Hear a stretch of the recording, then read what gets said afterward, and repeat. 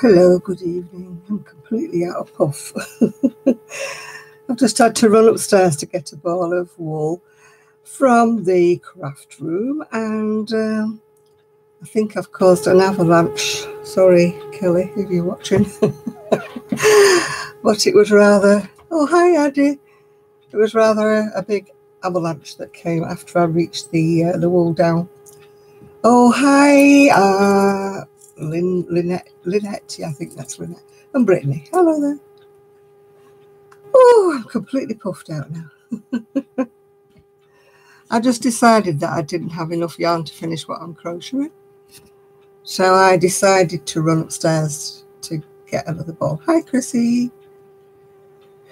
Hi, Sharon. I'm sort of... Lenny's close enough, is it? Lynette or something? Yeah, Lynette. Oh, hi, Lilybet. Hi, Jackie. Hi, Mia. Yeah, so I'm out of puff because I had to go up the stairs and back again. So, whew, I'm out of puff. Out of breathe. No, I decided that what I was making, or what I was going to make after this was finished. Oh, excuse me if I get round to finishing it. I mean, okay, I'm absolutely shattered, Jackie. Really, I am. I'm hoping to get some answers when I have my blood tests done. Oh, hi, Ginger.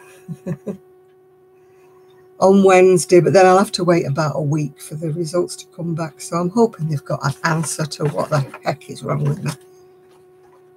I've been sleeping like 12, 14 hours a day, or a day and night, I should say. And I'm exhausted, absolutely exhausted. So I hope I stay awake for you all today.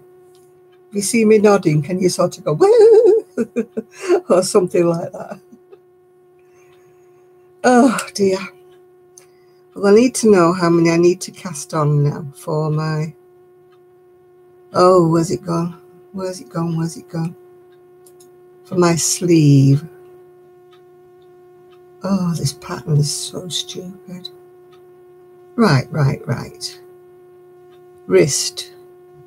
Chain 7 and do 34 rows. Right, that's okay. I know how to do that.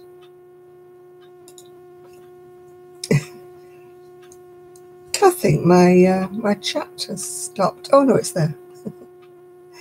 Oh, hi, Blossom. Yeah, it's still red. Has not faded. Although I must admit, with not being too clever this week, it's been like a shock when I've looked in the bathroom mirror. Because without a little bit of makeup on, I look as white as a sheet.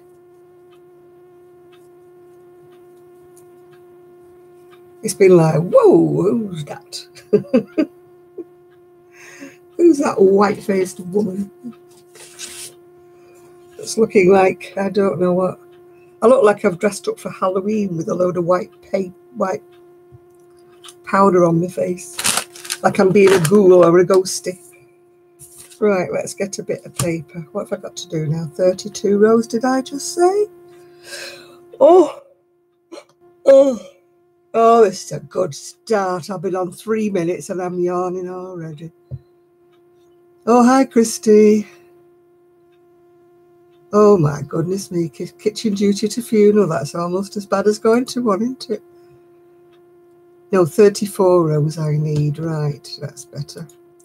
I've absolutely got a brain like a goldfish, honestly. So I've got to do 34 rows now. So let me write 1 to 34 now. I'm hoping I get better. I'm so fed up of feeling like this. Everything's suffered. My crochet's suffered. The house has suffered. You know I'm not the best housekeeper in the world, but I do like to have some semblance of order, you know. But at the moment, I think, oh, sack it. I'll just have a sit in the chair before I do the dishes, and then I go,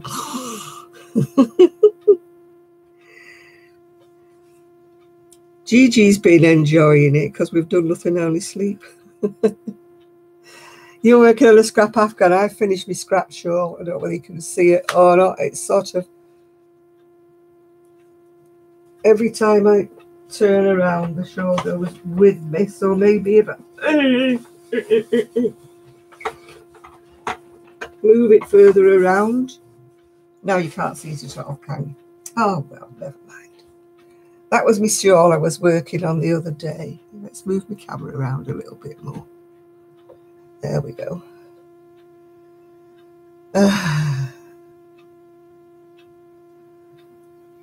You've been watching football. This is the one I was doing with, it was 2 separate cakes. And it sort of worked up a bit weird, really, because it didn't work out how I was visualizing it, but it's a shawl. And if it doesn't sell, well, it's a nice warm shawl for me for winter, because I quite like it. But I do like unusual things. Oh, good evening, Craft Angel. God, I didn't write names down. Oh, hi, Jean. Yeah, I know. It passes by so quickly when you're sleeping.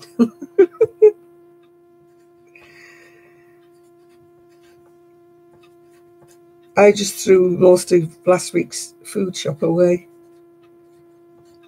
because I hadn't been eating it. I'm from Manchester in the UK. And they said the US then. Brain has gone adult completely. Oh, I tell you. If I last through about 3 hours today, it will be a miracle. I tell you, a miracle. Because I shall be asleep. I've lost my appetite completely, yes. I'm hoping to tempt myself with a bit of chocolate. Because I haven't had any chocolate all week. Yeah, I'm just eating part of something to eat and not eating the rest. You know, I normally have a bit of meat and a bit of veg and some potatoes or something or other. Well, I'm just eating one of them. Today I just had some vegetables in a cheese sauce. That's all I had. Oh. Yeah, I'm kind of thinking that it's just... oh, hi, Jeanette. No, I haven't tried the cupcake yarn. I'm trying to whittle my stash down. I've just been upstairs to get a ball of yarn and had an avalanche. I heard it as I was coming down the stairs, so I'm dreading going back to have a look at what's going on up there. Yeah, I'm hoping that my blood test will reveal something simple like a vitamin deficiency or iron deficiency, and then my GP will wave his wand, prescribe me something, and hey, presto, I will be back to normal. Because I am absolutely, what do they say, sick and tired of being sick and tired. Yeah. Oh, dear me. So I hope all of you are feeling well. I don't want to make this whole video a whinge about me. I'm sure I'll get better very soon. Oh, this is the shawl that I've made with all the... It's just 2 separate... I think they're going to do my vitamin D when and my B12 or something when I go back, as well as my iron levels. This is 2 cakes of the Lolly's little yarn shack, plus some odd colours that I had, you know, to make it go round, yeah. Make it spread out a bit.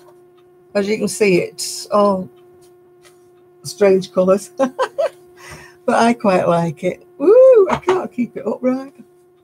I'm too knackered. I didn't put a fringing on the end of it. It's just got an edging in beige that matches the crochet that's holding it all together.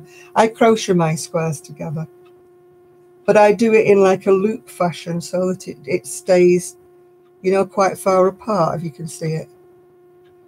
I don't do it together solidly, if you know what I mean.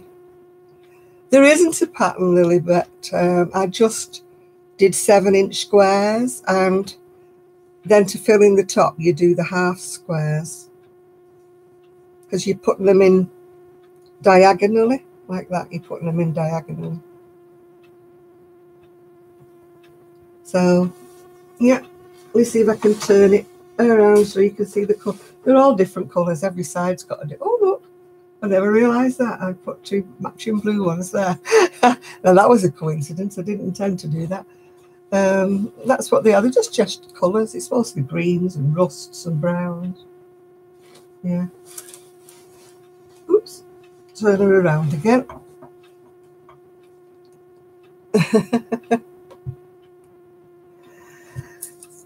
Yeah, they're squares, but they're turned on the side like diamonds, if you know what I'm saying.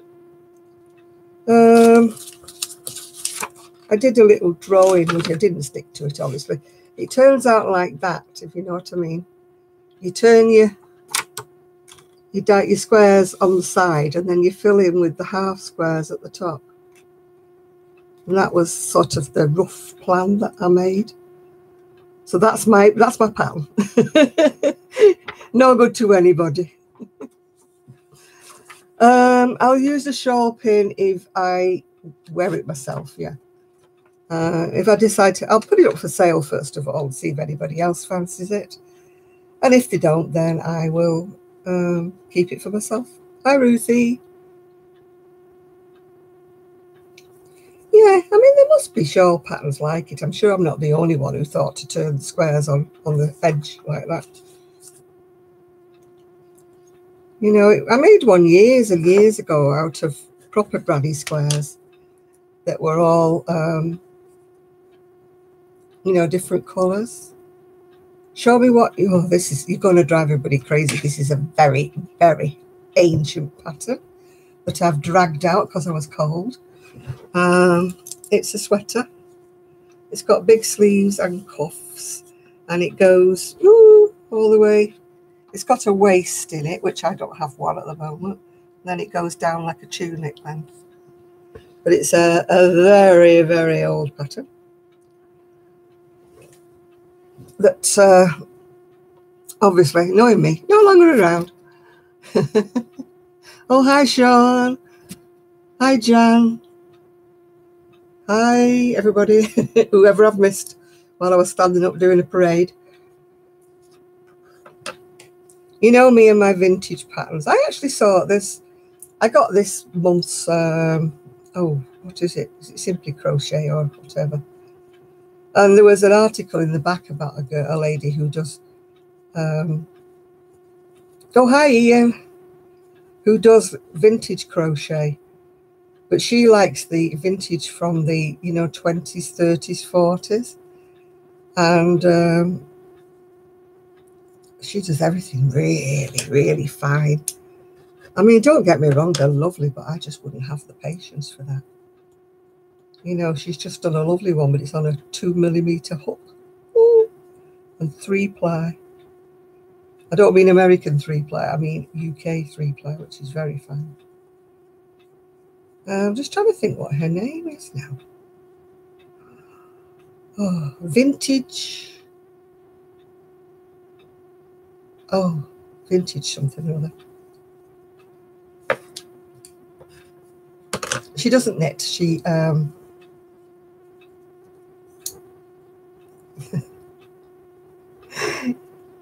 I don't wear any of my crochet hats because I make them and I think they're going to look fabulous and I try them on. And even if I'm in the house on my own, I have hysterics because they're just so funny. They just do not do anything for me at all. They don't flatter me in the slightest. No, I don't suit hats at all. I've tried all kinds of hats. I've got hats up, down. I've got hats. Oh my God. I wish I was hyperactive on antibiotics. I'd get some, Sean. I'm absolutely washed out here.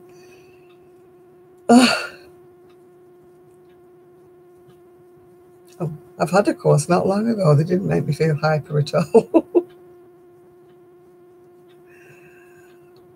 I only wear hats when I really, really have to. And what they usually do is they creep up my head, because my hair's sort of soft and fluffy-ish. And they creep up my head. And then I catch sight of myself in a window or something. And the hat's up here somewhere. And I've got this big sort of empty bit stuck up on top. And I look like I've, not on this planet or something.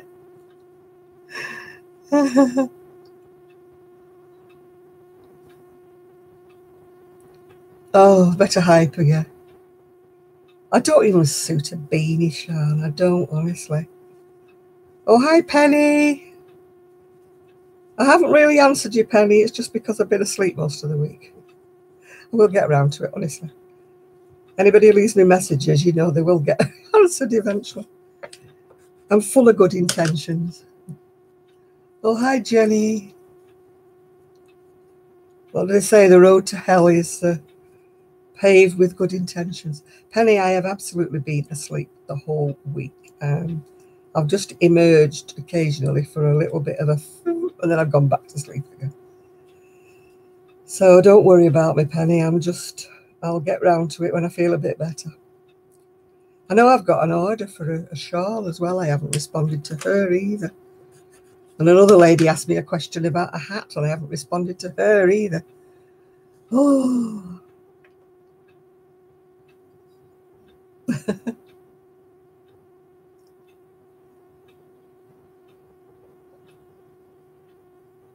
Everybody loves it when I start making hats because I don't keep any of them because I don't like them.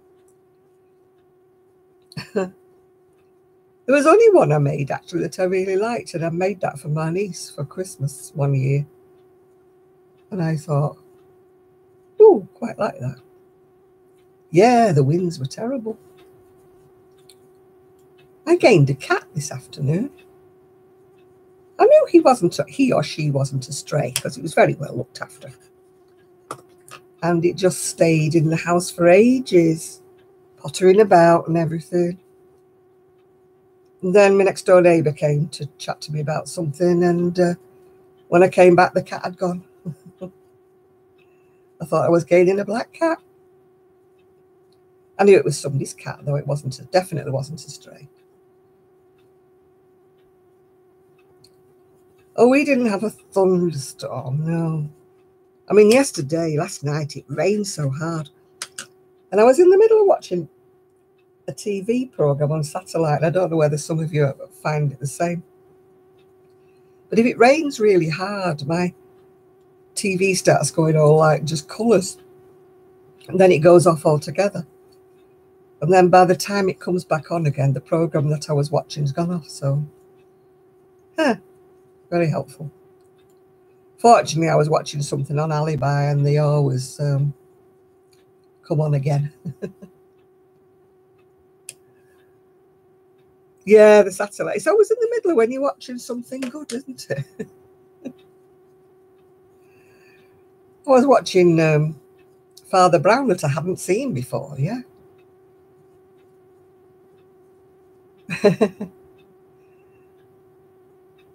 I know I've gained both of my cats through them walking in through the back door, so I was just hoping I wasn't gaining another cat. It was so friendly. It was just meowing and letting me stroke it. It was such a friendly cat. And I kept thinking, it looks so familiar. I'm sure it's my neighbour, down the bottom. I'm sure it's my neighbour's cat. Anyway, it must have been. It's disappeared now. My favourite crochet hooks have to be Susan Bates. And my favourite sizes tend to be sort of 450, 550, something like that. They're my go-to sizes. I don't like them too big, and obviously I don't like them too small. Oh, you're flooded again. I'm on top of a hill. Yeah. I mean, Gigi that I look after, he hates cats. My son's dog hates cats too. So I don't think it would be fair of me, you know, to have a cat, really.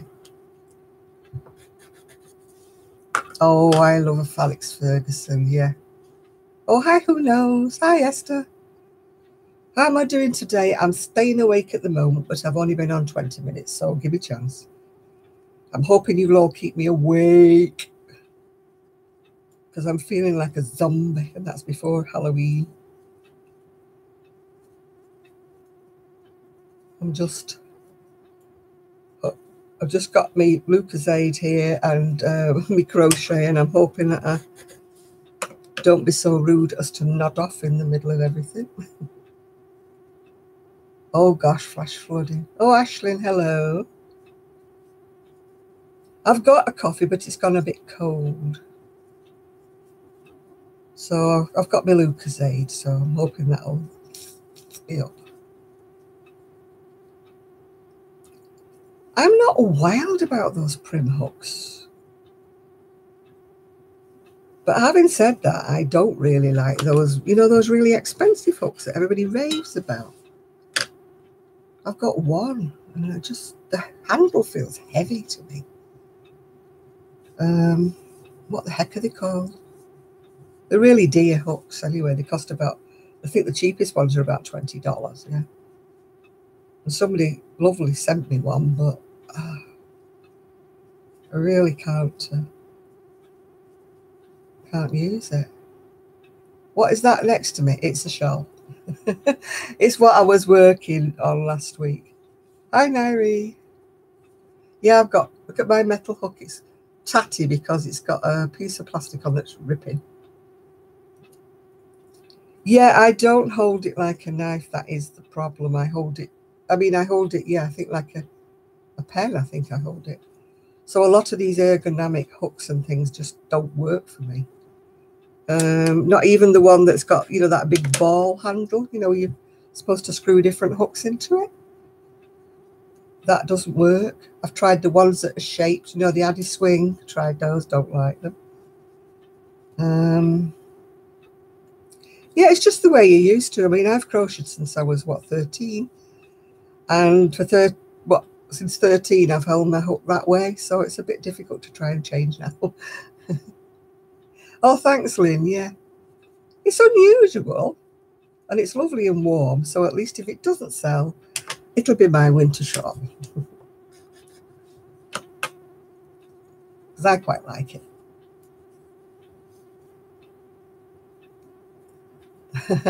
Yeah, the squares I was making last week, yeah. I never even thought about how I held my hook until, you know, people said to me, oh, you know, you hold. No, it's a shawl. It's a shawl. Oh, hi, Jane. Hi, amazing. Yeah, I just got to, yeah, to be quite honest, I don't ever say which is the right way, the wrong way, because I don't think there is. I think you just develop your own way of crochet. And oh, hi, Joe. You know, you develop the way that it's, you know, that you're comfortable with. And I think it's the same with hooks. All these people who say, oh, you must use this hook and you must use that hook. No, you just use the hook you're comfortable with. If you're comfortable with a cheaper, you know, kind of hook, that's fine, because mine are not that expensive. Yeah, a lot of people do that. I used to crochet differently when I first started. I think I've just evolved as the years have gone on.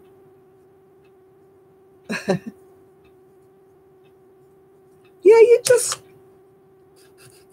I always find it difficult when I'm trying to teach anyone because I don't want them to just automatically copy me. You know, like, this is the only way you should be doing it, you know. So I don't want to create that impression that, you know, your ways are wrong and my way is the only one that's right, like some people do. And I just What am I working on? I'm actually working on a sweater. That's the cuff binding, yeah. Oh, I don't believe in paying like $30 or whatever it is for a hook. And because I don't think, at the end of the day, it's how your work turns out. If your work turns out even tensioned and right and everything like that, then that's fine. You're doing it right, yeah. You know, it's only wrong if you're doing it and your tension's all up the wall, you know.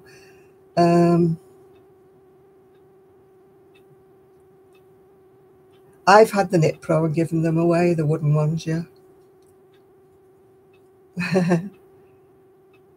Oh, you've been in Michael's, have you?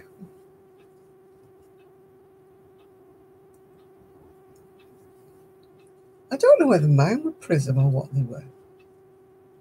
I cannot think what that black hook is that I've got, the one that was terribly, terribly expensive.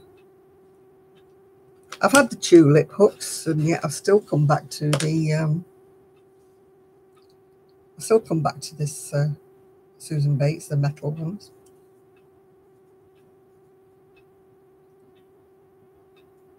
Oh, let's hope she does well, G. Oh dear, yeah. Yeah, I think it was a Furls, that's the one. The tulip one was one that was sent to me by Doris Chan. Get her name dropping. Yeah, Doris Chan sent it for my 70th.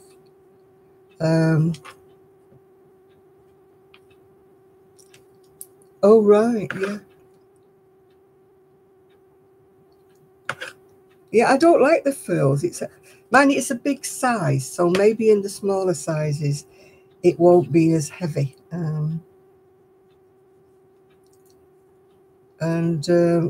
But the furls that I've got, I think it's a 6mm, and it is quite heavy. I find it heavy.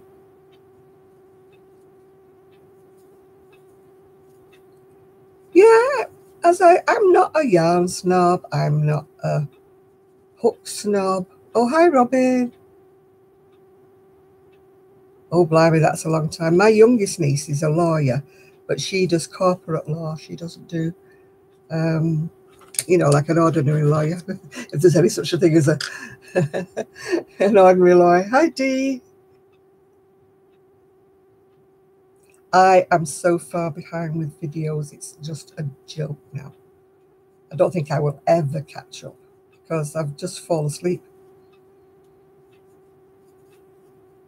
Yes, she sent me a hook personally. Yes, isn't that sweet of her? Hi, Essin. Is it Essin or Esin? Whichever way. Yeah. Kelly's just finished a top from out of one of Doris Chan's everyday crochet. If you watch her videos, she's just finished one from Doris Chan. Actually, she's finished one that I've never made. Who is Doris Chan? She's a wonderful, wonderful Japanese lady who does crochet. She's a little hard to understand at first, but once you get into her, you know, you'll love her stuff. I just love her stuff, yeah.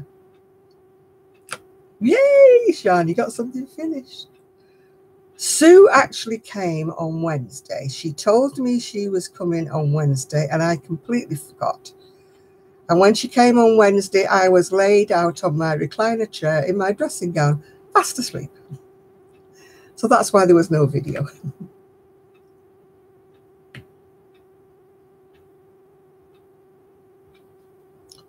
She said, I told you I was coming on Wednesday. I said, look, I'm like the goldfish, you know, that goes round the bowl and forgets it's ever been round. I'm hoping she's going to come this week, and I've promised I'm trying to go and be showered and awake, yeah.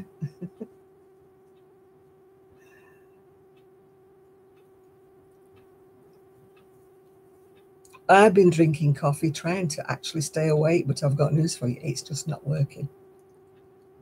I can drink coffee and it still makes me go to sleep. I'm not behind with Hook by Happenstance. She's the only one I'm not behind because she makes such lovely short videos.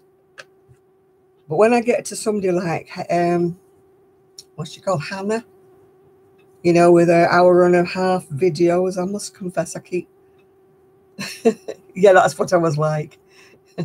I wasn't doing a video in my dressing gown. By the time I'd have gone and got a shower and got changed and everything, Sue, it would have been Sue's time for going home, so we didn't bother.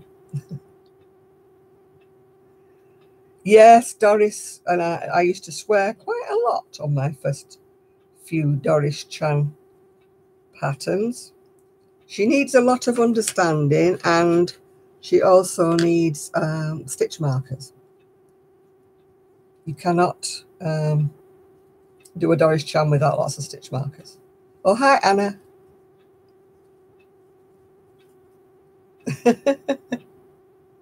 You've not seen Doris Chan, you need to Google her. Earlier in the evenings, I'm usually doing things actually earlier in the evenings. I find that 9 o'clock is a better time for anybody who's in the US, because otherwise I'd be coming on at lunchtime, really, way over there.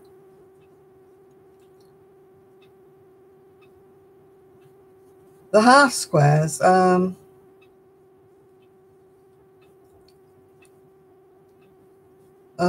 I use mine at the top of this shawl. The half squares. Whoops.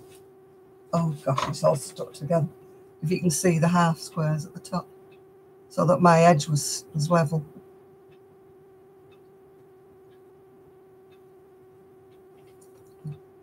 Who's D? Who's D? Who's got too political?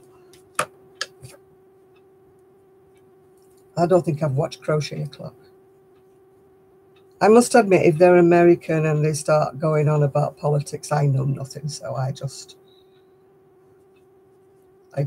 back out.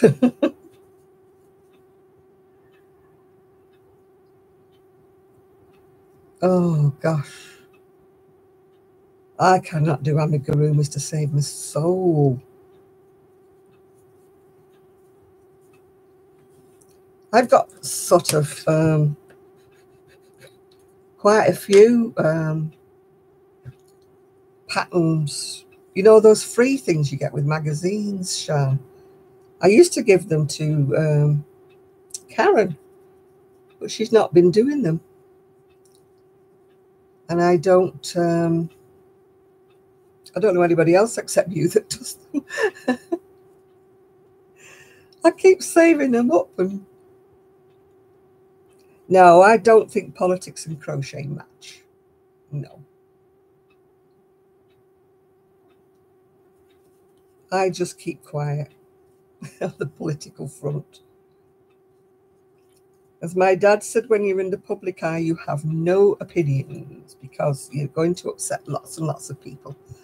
So I just stay stum, yeah. Just let me see what I'm supposed to be doing next with this pattern.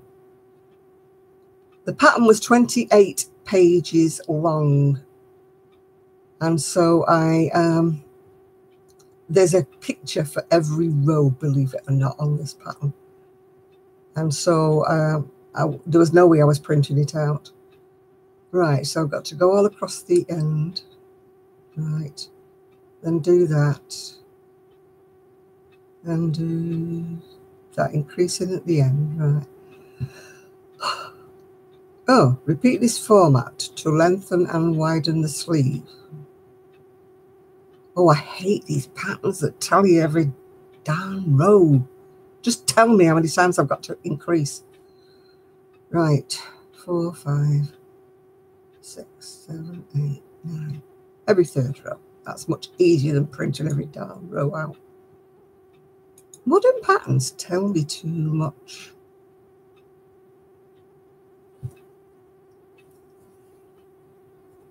They do, honestly, they tell me too much.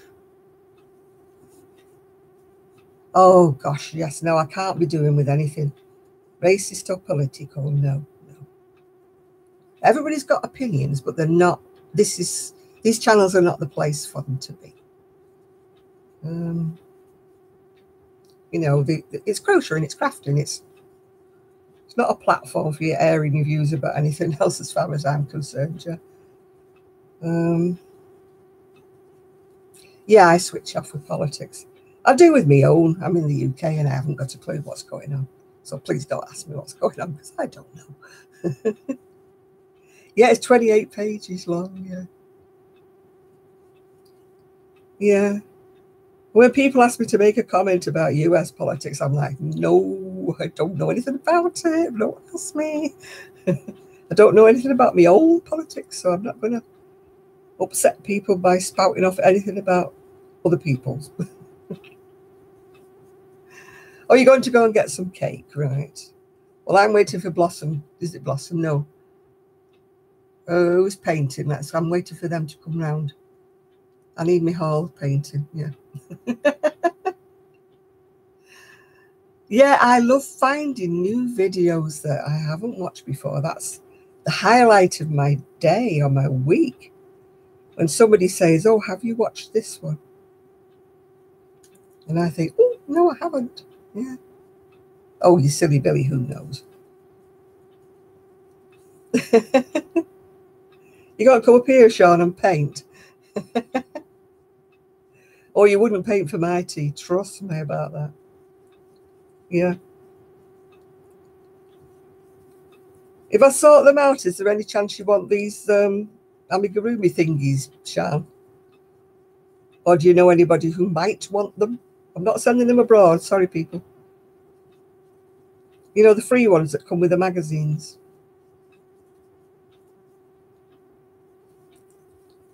I can't think of anybody else.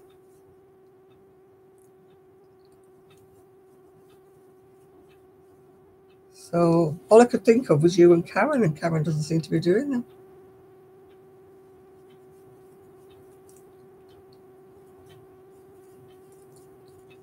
You're eating that? Oh, I love radishes, yeah. Oh, yeah, Kim. I hadn't thought about Kim. If you don't want them, Sean, do you think Kim might want them?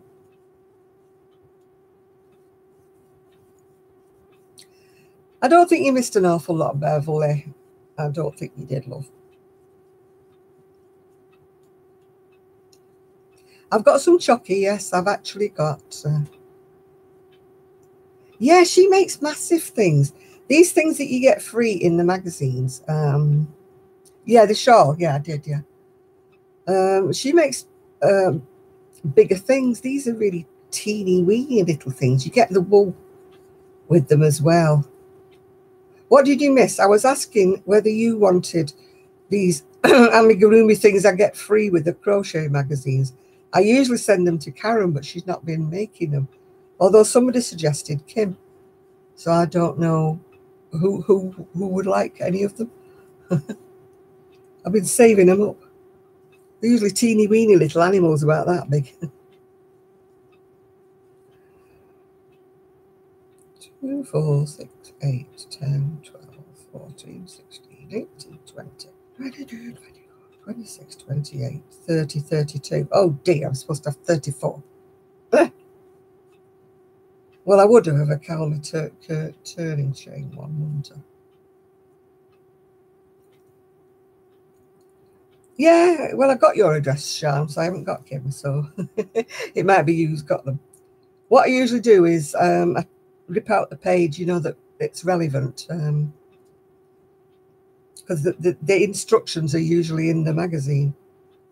So I usually rip the instructions out and send them off with the kits. I mean, the other day I got this pack of, I mean, they're teeny weeny little, I think they must be eyes or noses or what they are. But they're so small, they're about 1 millimetre big. And I'm thinking, what am I supposed to do with them? I just keep storing them up and they're all on the everywhere. And I'm thinking, I'll never use these. I'll never use these. Nature's calling. Well, you better answer it quick. We don't want any puddles.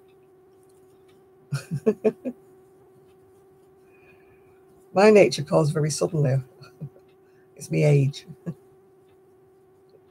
Yeah, poke somebody in the eye. They're teeny little things, honestly. They give you some weird things, don't they, with these free, with the crochet magazines. Oh, you're having some tea, are you? Yeah. Well, I'm not going to have enough for long sleeves for this sweater. So I'm going to try and go as far as I can. And that's how big it will be. I only had 2 balls of this Red Heart Ombre. And I would have had enough had I not decided to make it bigger. Blankets, no. I've made a shawl under protest, but blankets, no. I've made cot blankets, you know. You're doing a mermaid's tail. I'm doing a sweater. It's one of, let me see what she's called now. She's on Etsy, but she's not, the patterns are not cheap, but they give you every single row. So if you're a person who likes every single row plus pictures, she's the girl for you. What's she called? Mermaid Cat Designs. And the one I'm doing is called Magnetic. And there's 28 rows. But like I say, she gives you every single row, whether you want them or not. Right, that's where I am at the moment there. I'm used to vintage patterns, as you know.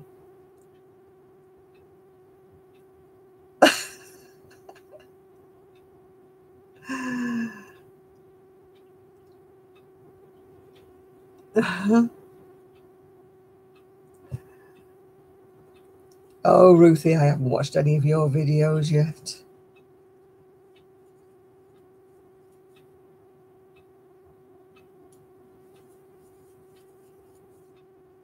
Oh, you mean Trev? He's not arrived yet. He doesn't usually come on first thing. Narrowboat Trev, you mean? Yes, he's not on just yet. I keep waiting for, oh, what's he called? The guy who lives in Nebraska. He sometimes comes on, doesn't he? The one who does all his own cooking and canning and everything.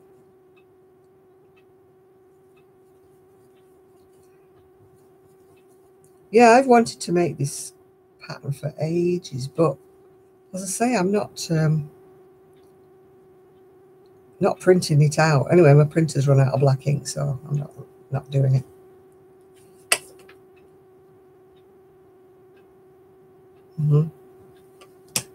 Kelly's done a nice hat. It's one of Mon Petit Violon. Her patterns. It's really nice. I've got quite a lot of Mon Petit Violon, but I only have the baby patterns, not adult ones.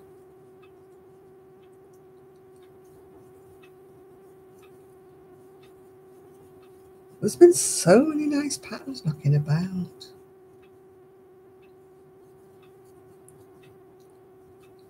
Or are you doing Vlogtober?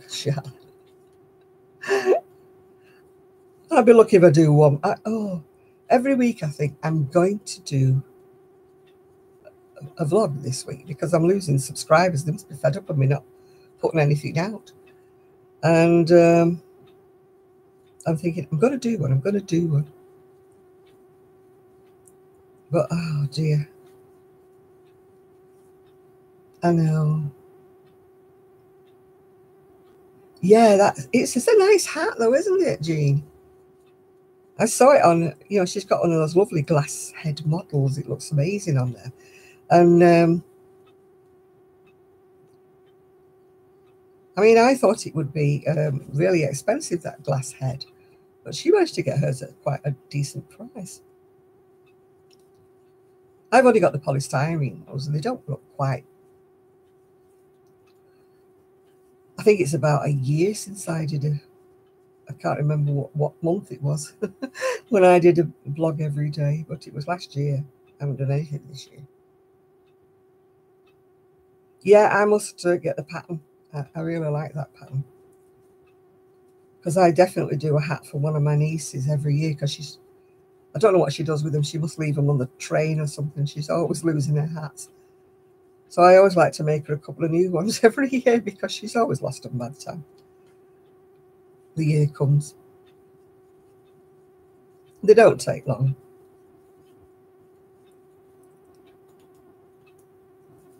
Oh, I'm behind with all of your vlogs. Ruthie, I'm behind so far. I'm behind with everybody. The only one I'm not behind with, except for about 2, is actually Kendra, because she does such nice, short, little videos that I can sort of watch before I nod off. Yeah. Oh, hi, Nemesis. Oh, I don't do Halloween. I hide when it's Halloween. I'm such a misery.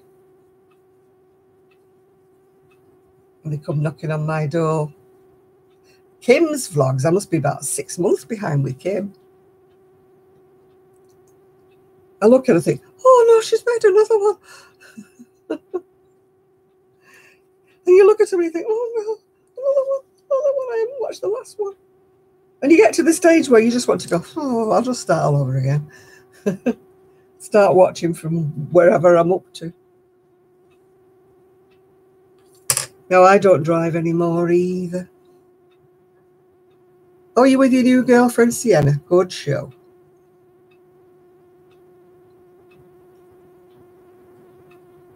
I do the same thing, Joe. I turn all the lights off and come and sit in here. I'm such a Grinch, aren't I? Hi, darling.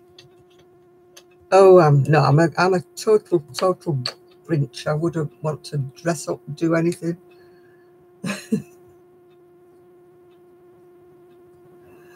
Yeah, that could be a good idea. Yeah, we don't have things like hunting season. Well, I'm lying. They are hunting season. If you're up in Scotland and that way, there's a grouse. And of course, I don't like fox hunting at all. Yeah. We're talking about Halloween, Ian.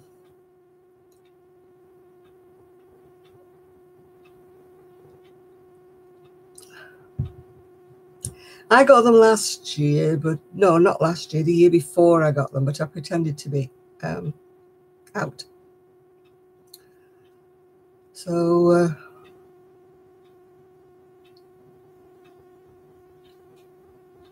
you eat what instead? What am I missing here? What am I missing? Oh. Oh, trick or treat. No, I don't like it. Yeah, I mean, they're all right if they're sweet little children, but no, not when they're obnoxious little gits. I don't like that. Oh, you're so lucky nobody comes to the door. Actually, not many people come to my door because they know I'm a miserable old git.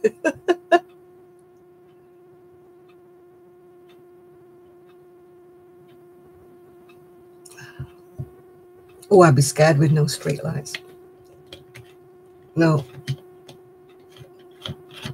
Sweetie eyeballs. Ugh. They probably like that, actually. You know, if you give them worms or something, they love them. Oh, I wish I was 5 miles out of town. Oh, I wouldn't want the coyotes. No. Yeah. Oh, my goodness. You live in the sticks, Shav? Our street lights are on all night. We must live in a rough area.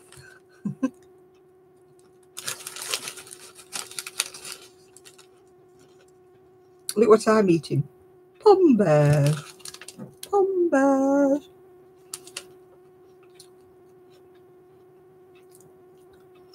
Oh, can keep the snakes. Woo.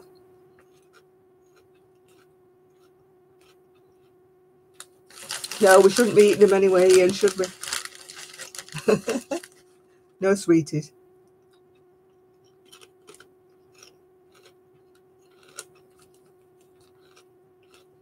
Yeah, I like that where Zoe lives. Public loo, we don't have one. We have one loo on the village and you have to put 20p in it to go. Yeah. Zoe's the only one who does a side window up with pumpkins and spiders' webs and spiders and everything, yeah.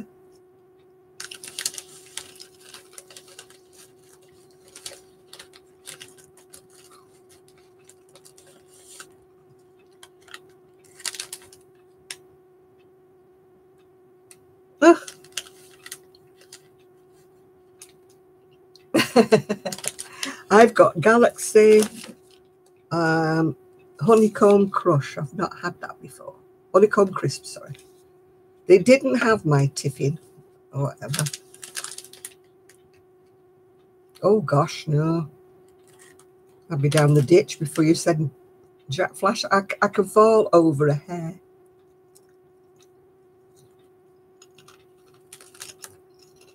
Bird in your yard. Oh my goodness me. I have squirrels. Does that count?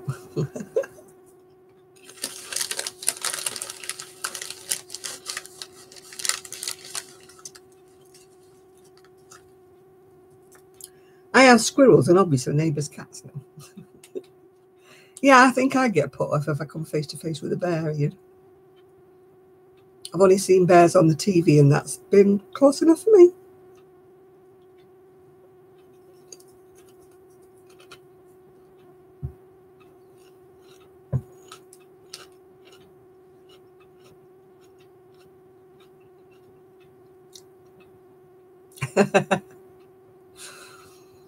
Oh, Hugo reminds me. The cat went, yeah. I left the patio door open for him or her. I think it's a her. And it went and sat on the decking for quite a while. But then the neighbour came from next door to tell me something. And when I went out to look again, it had gone. So it wasn't a stray. It was too well fed and too looked after.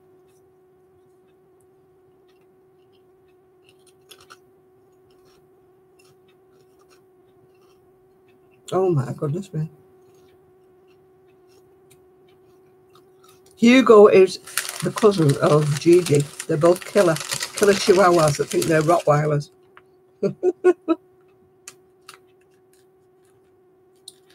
He's funny with the postman. He's and when I take him to the door, the postman goes, "Hello, Gigi," and he stands there and lets him pat him, and I'm thinking, you little shit.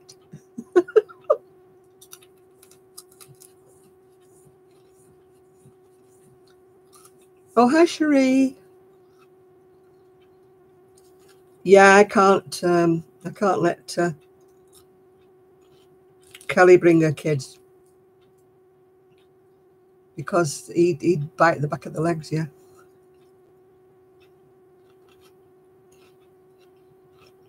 Yeah, Ian calls all spiders Boris. I haven't touched him mud. I haven't seen many this year.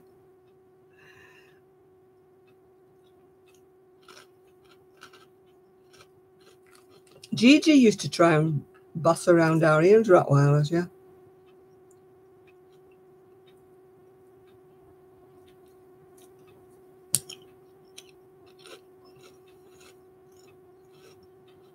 Oh, you're talking about all these people that I should be watching, and I've got them all subscribed to them all, but oh.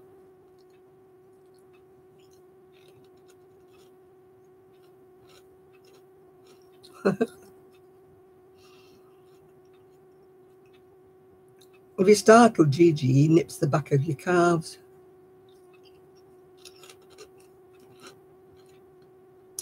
I think the cat went home because I accidentally stood on his paw. Or her paw.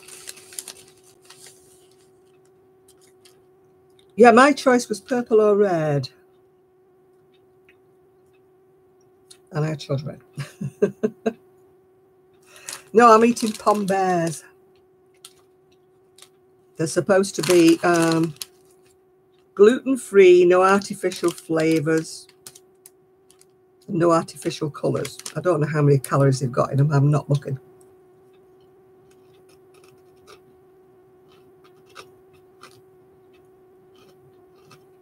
If you look how many calories are in them. Yep, Pom Bears. Don't know why they're so curly though. Why are Pom Bears curly?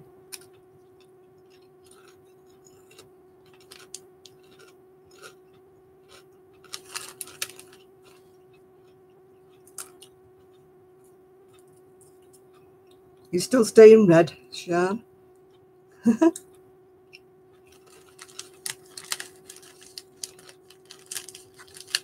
don't know how many calories in. Maybe I should look before I eat anymore.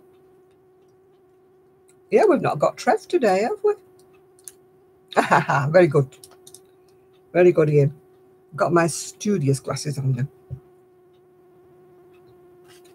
Oh, not too bad, I suppose. 79 calories, so, you know, I've not been eating too well lately, so we'll... Oh, right, okay, Joe. We'll see you soon, then.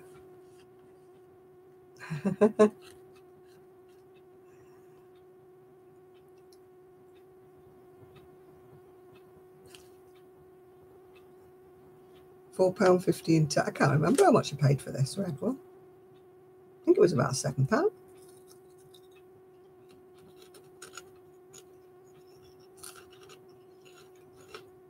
Bye, Joe.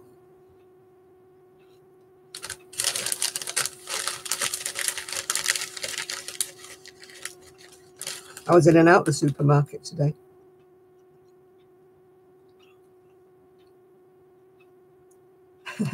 You got pink and purple.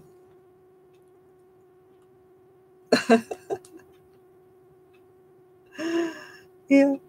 I was showing my next door neighbour my wedding photograph. Well, not my wedding photograph with my brother. You know, there was two of us together. And he was saying, gosh, wasn't your hair dark? And I said, yeah, it's very, very dark underneath all this. That's why I decided I couldn't stand it any longer. I wanted it to go silver grey, as you know, and it wasn't. It was going very, very dark. And my niece said it's dark brown at the moment. At the back, so I thought, oh, sack this, I can't cope with it. Silver grey will have to wait for another year or two.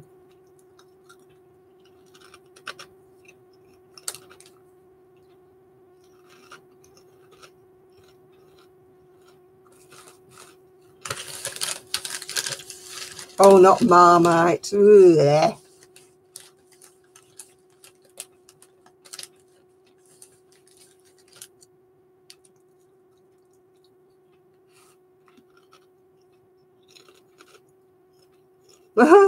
I know, I can't go grey. I've got little silvery bits at the sides, but the rest of it was just dark.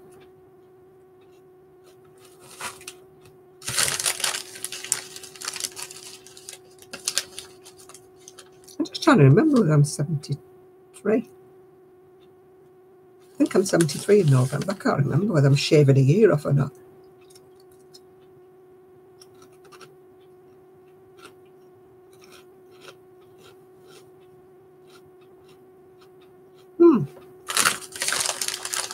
No, I think I'm 73 this year.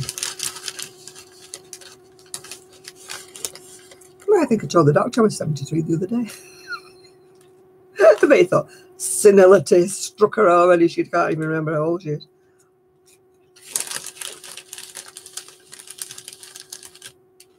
Yeah, you got to have proper butter. It's no good having any of that horrible margarine stuff on a crumpet. Ooh. That is sacrilege, putting margarine on a crumpet.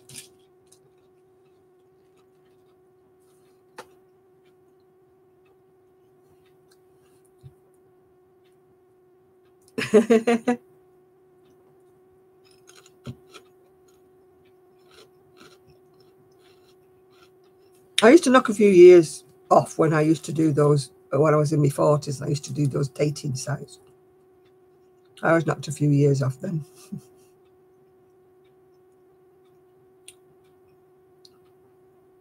Thank you. Hi, Rebecca.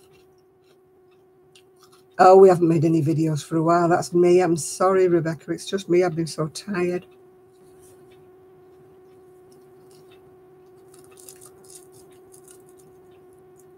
I mean, Sue was here on Wednesday. Kelly was due to come on Friday, but she called into work here.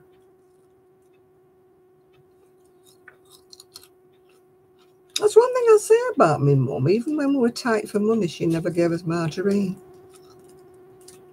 She might have scraped it on and scraped it on off again, you know, so it was so thin you couldn't taste it, but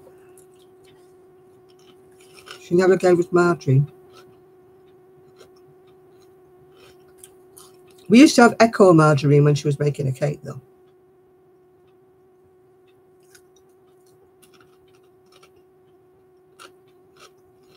That'd be nice, Julie. Loaves of rain. So was that Echo. Echo margarine, vile stuff.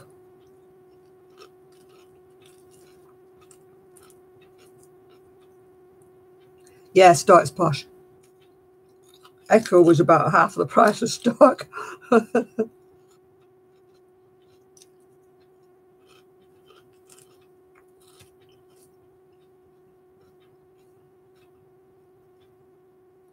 I'm not doing anything, Mum, I'm stuffing my face.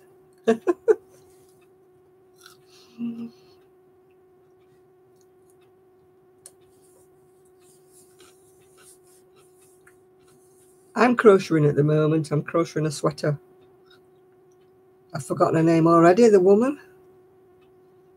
No. I think if you're going to have margarine, just have margarine. But if you want to have butter, then proper butter. And I like my butter to be salted as well. I don't like the unsalted butter. All the things you shouldn't have when you've got blood pressure, you know, but I don't care. I don't care.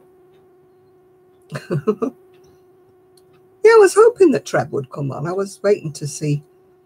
I wanted him to send me a link to, you know, the things that he sells. Just,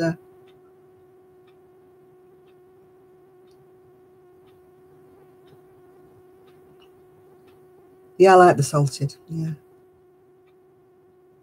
Oh, I don't use it for frying, no.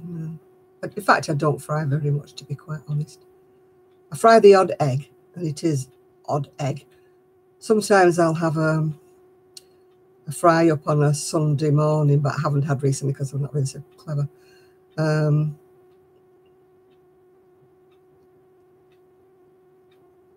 Yeah, you have one thing or the other, Ashley. You're either into knitting or you're into crochet, yeah.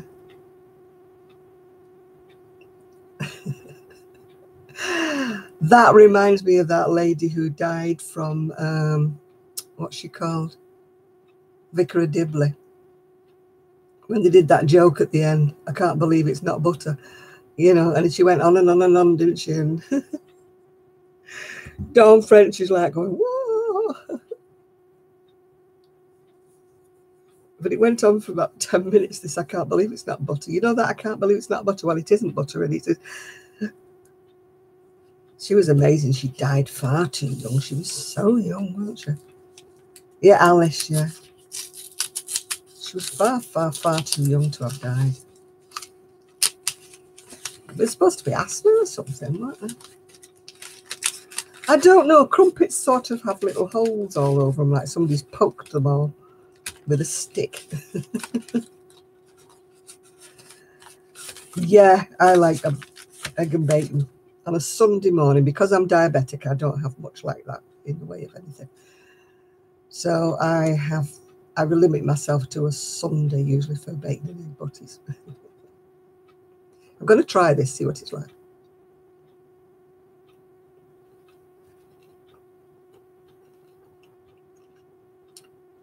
Oh, it's so sweet. Oh my goodness. Oh.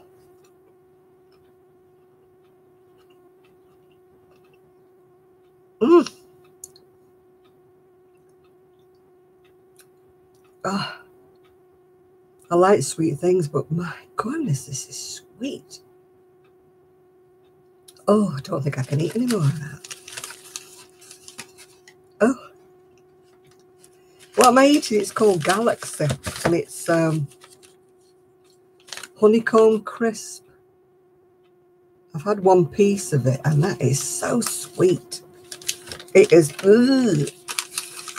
You know when it's nauseating with sweet, it's just, ooh. No, I'm afraid that is not going to get eaten. I'll save it. If Sue comes, she takes everything for her grandchildren. They eat it all. They'll love it because kids like anything really sweet. Oh, that is so sweet.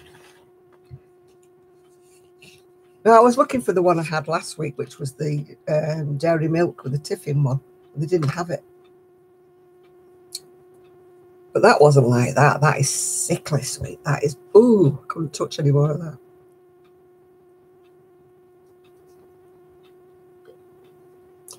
I was looking forward to a bit of chocolate as well.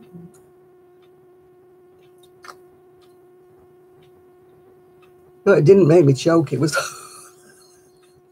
just like putting a spoonful of sugar in your mouth. Ooh. Nope. No, that's the end of that. I'm not eating that. That's good for my diet, isn't it? Anyway, I'm not eating it.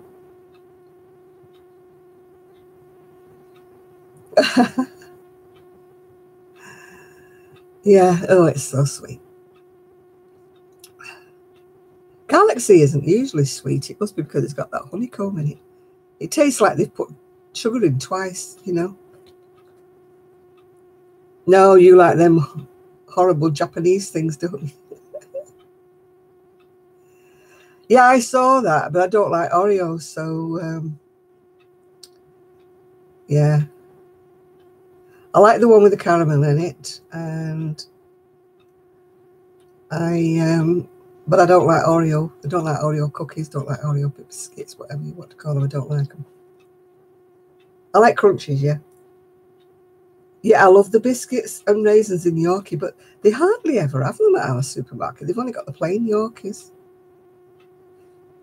They're only for mail truckers, you know.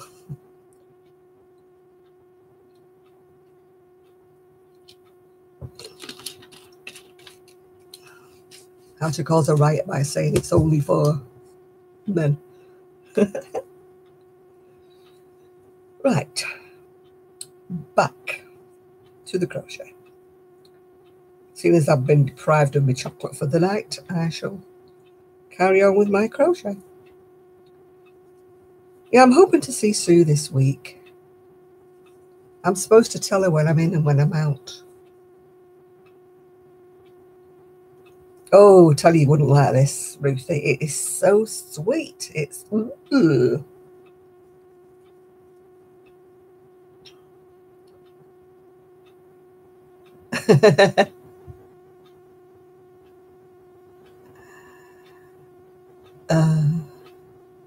Oh, the old Jamaica was lovely. It was, wasn't it, the old Jamaica? Somebody else does a rum and raisin now, but it's not as nice. I like Kit Kats, but I only like the chunky ones, the big ones, because they've got more chocolate around them. The little wafery ones, the little thin ones, they're just nothing now these days. There's teeny weeny ones. I don't like the orange Kit Kat ones or the white Kit Kat. I don't like those. I only like the traditional Kit Kats.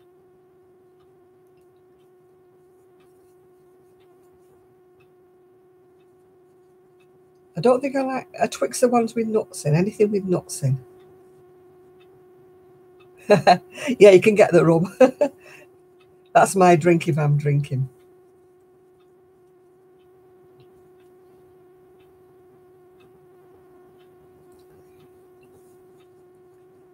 Gigi won't wear a sweater.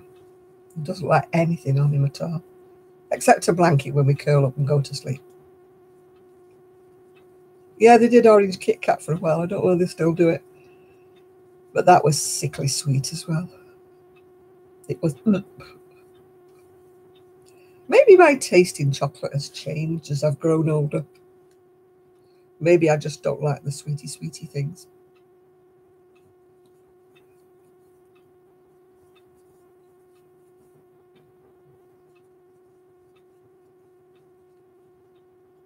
I used to love the Horlicks sweets that used to come in a tin. Anybody remember them? Or am I just too old?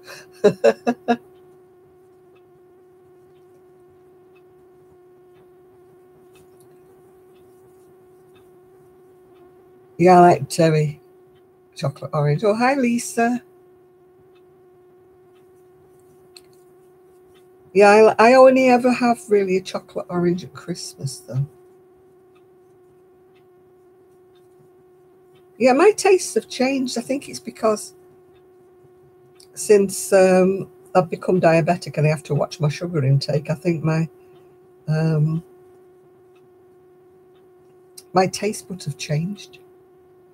Because I don't eat much sugar now. I think when I do eat something with sugar, it goes, I used to love the Fry's cream bars, dark chocolate and cream bars, and I got one the other day and it was awful. I was so disappointed. I was really looking forward to it. You know, the Fry's. I thought, oh, I haven't had one of these for a long time.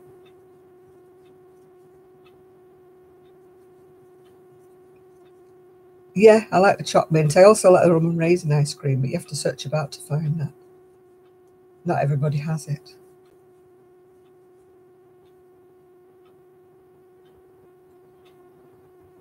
Oh, I don't like anything with nuts in it.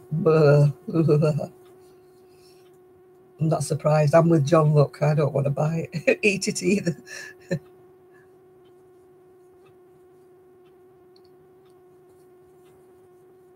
Yeah, Swiss chocolate's nice, isn't it, as well? Oh, aren't you lucky they won't eat chocolate? Yeah, Belgian chocolates are lovely, aren't they?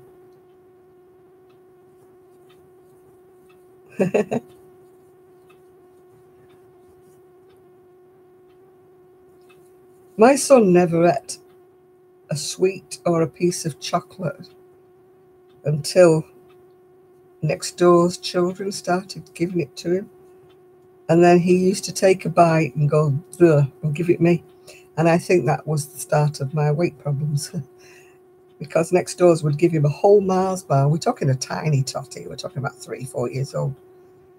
But he never had it. We never gave it to him. So he just didn't have a taste for it at all. He would prefer to have a bag of crisps or something.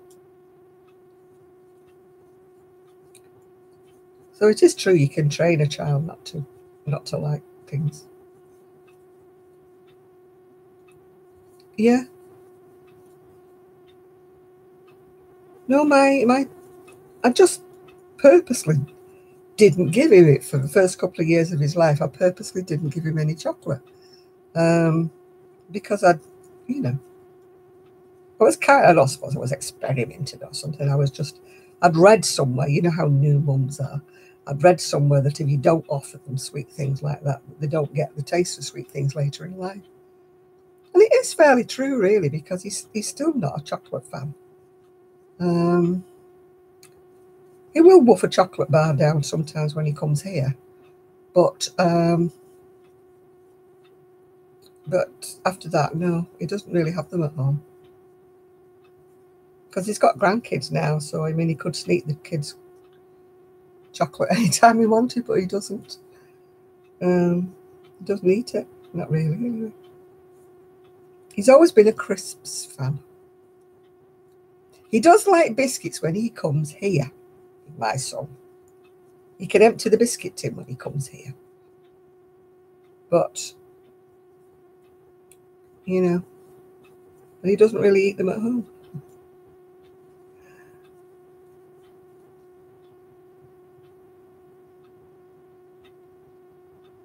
Yeah, I don't know. I really don't like when I see little babies being given chocolate. You know, oh, I'm just like, what are you doing that for?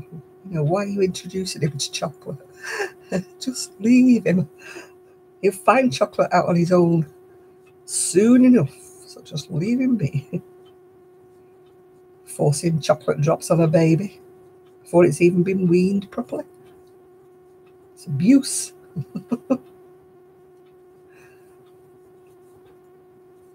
That's what it is. Child abuse.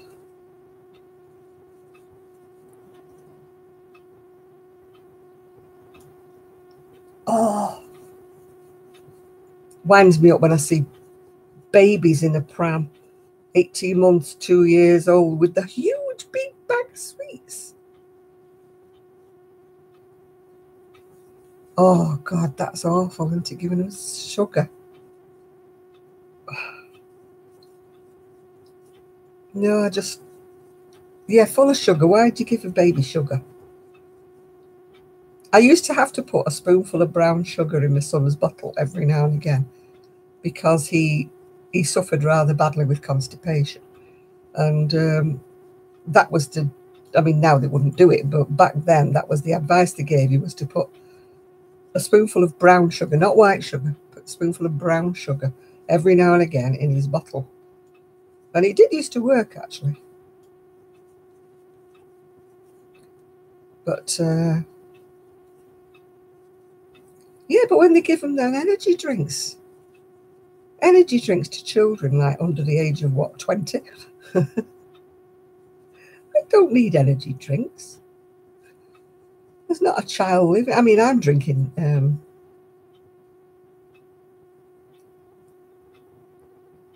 yeah, that's why. I mean, my son was always constipated. That's why they told me to put brown sugar in his bottle. But no, I've seen people do that. One of my friends used to feed her child, you know, that evaporated milk. And I thought, that's just how to get a fat baby. Yeah, I knew somebody who drank cola milk, and I'm thinking, what on earth? Why would you put milk in cola? I mean, I've only been drinking this Lucozade really since I've been feeling off colour. I'm hoping it'll G me up a bit. It could be having the reverse effect because of all the sugars in it, but you can but try. Oh, is that what it is? Yeah, I had to get the dark brown, you know, like the unprocessed kind of sugar. I had to get that to put in.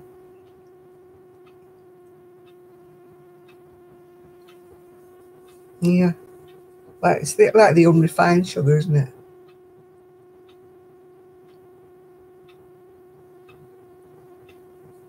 I know, cola milk. Ugh. Yeah, carnation, but you wouldn't give it to a baby, would you?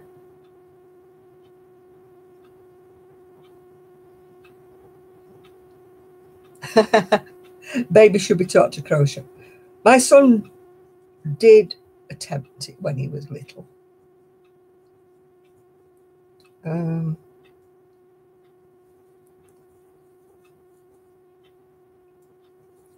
But he got fed up. He just used to get the wool and the hook and go, shh. Am I doing it now? Am I doing it now? No, you're not doing it. I did manage to teach him how to knit once when he was young, but he soon got fed up with that.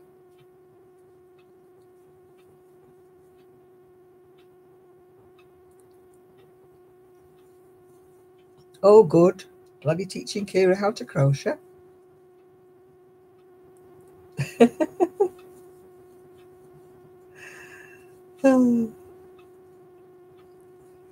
Would you believe that a very, very old doctor, before I was diagnosed with having sleep apnea and I was falling asleep all the time, actually prescribed me speed? Twit. I didn't realise what he'd given me. It was only when the other doctor saw it and said, stop taking them, don't take any more. I was like,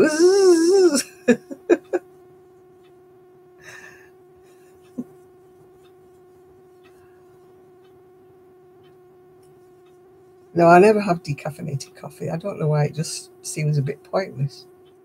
I drink coffee to give me a buzz. Yeah.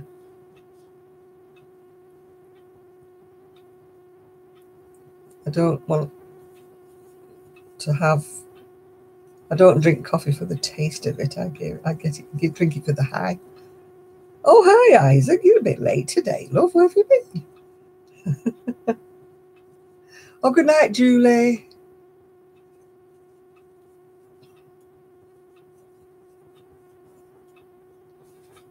Yeah, see you next week, love. Yeah. Enjoy the rest of your weekend.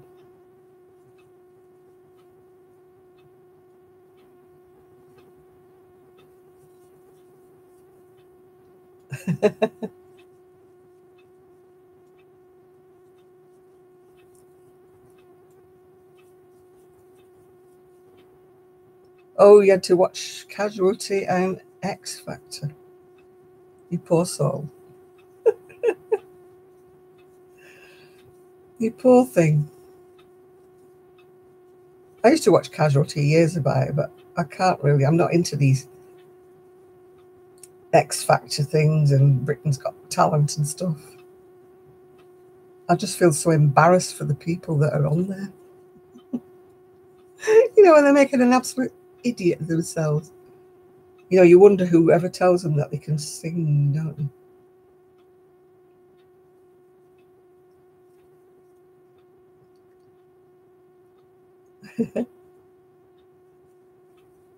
No, I have periods where I'm either wide awake all night. I'm doing a sleeve, actually. I'm doing a... Oh, it looks very pale there, don't it? It's actually a Super Saver Ombre.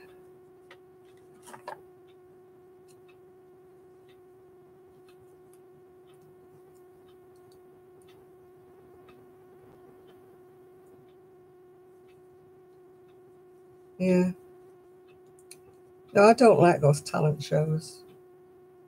Occasionally, you know, you get somebody on that's good, but I just get so embarrassed for the ones who are not.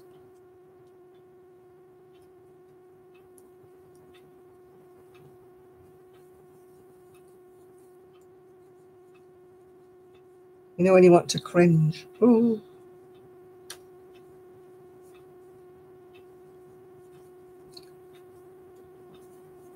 I mean, Lucozade doesn't really pep me up. I don't know what it used to have in when I was a kid, but it used to be more. Yeah, I feel embarrassed for them, Isaac. You feel like, oh, did their mother tell them they were good or something? Because they, oh, I think there should be a law against putting them on. Because they think they're good and then they get told they're rubbishy and that's why they start crying because their mother's fed them all this junk, how wonderful they are. Why don't you just say, well, you know, don't bother singing, love, it's not your thing. You know? Oh, my son used to be the same. If anybody gave, I never gave him Coca-Cola. Yeah, it used to be a medicinal thing. It used to taste completely differently. Yeah.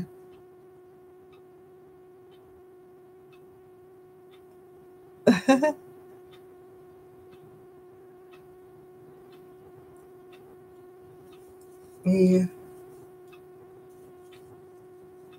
No, I used to think Lucozade was great when I was young. It was almost worth being sick for to get some Lucozade.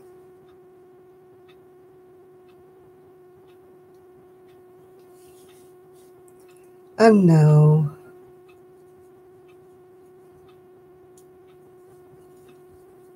I know, but you think they'd have a vetting program where you say, look, love, I know your mother said you were good, but, you know, really, you're not all that clever, you know.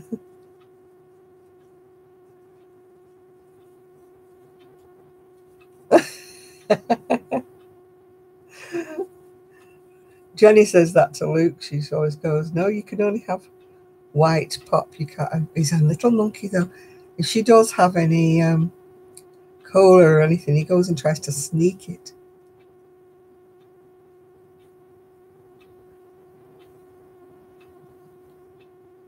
Yeah, the Lucozade. It was lovely, that paper one. I used to save it. Yeah.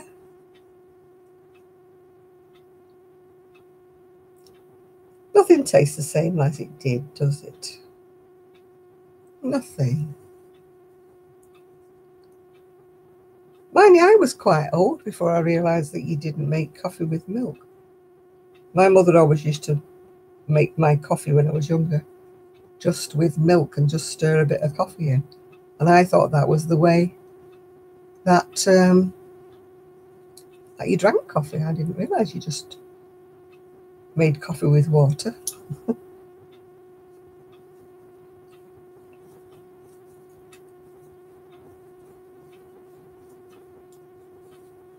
Oh no, Thornton's toffee used to be wonderful, didn't it? Oh. Next door's he's moving, as you know, and he gave me some things he'd been clearing out of his cupboard.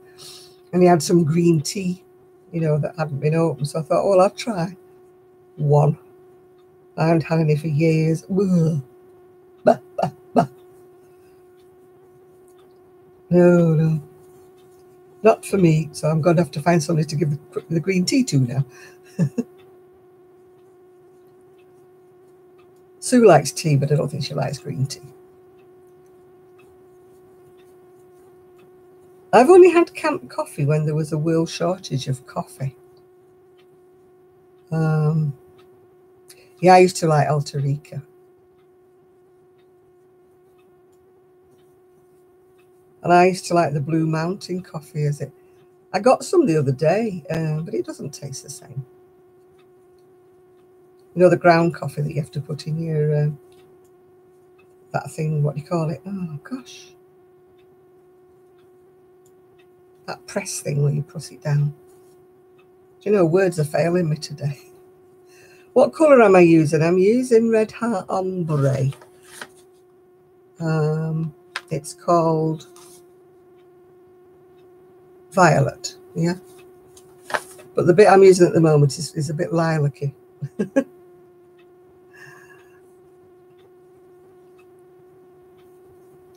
Oh, Mellow Birds, that's horrible.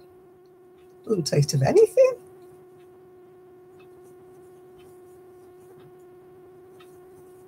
A cafetiere, that's it. Yeah, I bought this Blue Mountain coffee because my mum used to buy. We used to get it freshly ground from a shop called Kendall's, which was now turned into House of Fraser, which is probably now nothing. And yeah, and oh, the smell when you used to go into the shop where they were grinding the coffee. It was absolutely superb. I used to stand there going,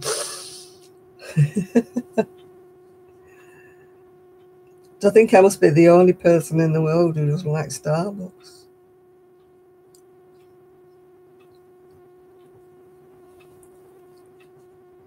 I'll drink Costa coffee, but I really don't like Starbucks.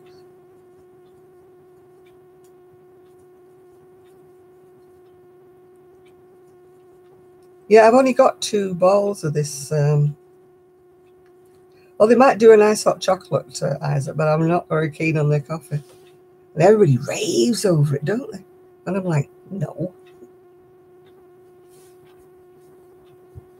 Yeah, I only had 2 balls of this. But that would have been enough if I'd have been doing the size of the pattern. But no, I have to do it bigger, don't I?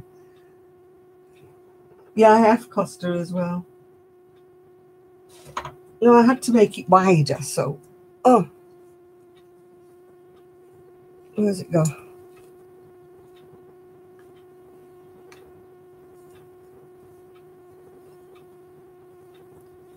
Well, that's what it's like. It's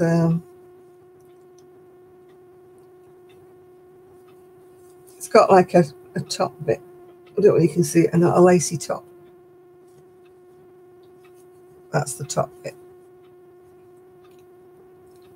So I've done the front, I've done the back, but because I made it wider, I'm running short for the sleeves now because I only had the 2 balls.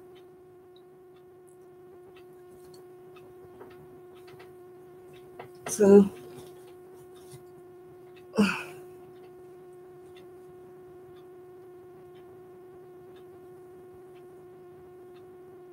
I've not had any McDonald's coffee. It's not a place I go into very often. Yeah, it's a nice pattern. It's by, oh gosh, I keep forgetting. I keep looking about 3 times I look. Yeah, Tim Hortons is only like in Canada and America, I think, isn't it?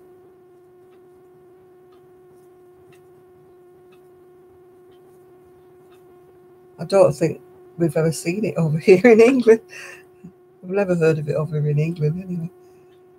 I've only heard it really through watching people on video saying they're going to Tom. I think this was a gift, to be honest with you, Ian. I can't really rightly remember. Do you know, I should write on the label. It's the Red Heart Super Saver. Oh, I know how you feel, Blossom. I'm just like keeping my eyes awake.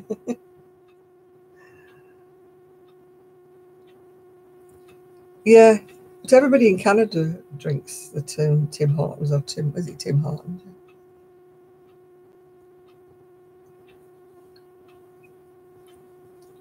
Righty-ho.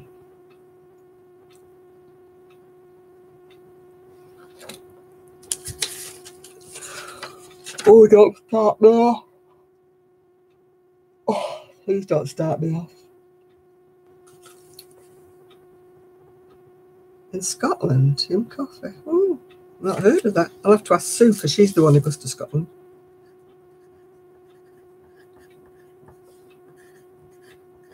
But then she's not a coffee drinker, so unless they made tea, she wouldn't know.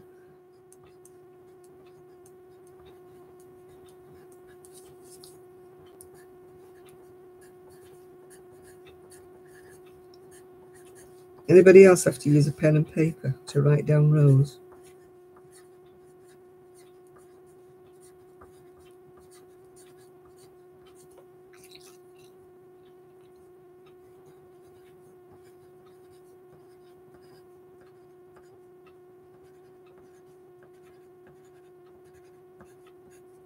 Right, I can cross off number 1. I've done that one. No, this one's for me. When I get wool as a gift, I tend to keep it for myself, really, because I can never remember who gives it to me. I always think they might be upset if I put it on sale. Yeah. No, I started the other sleeve now because I'm sort of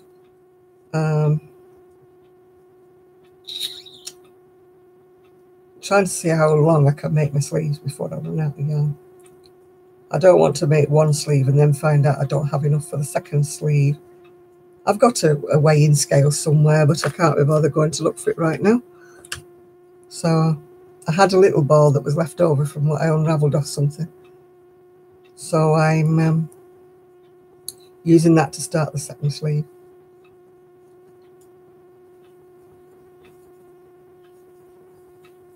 Oh, they have apps for everything these days, Ian. They have apps for increases, patterns, decreases.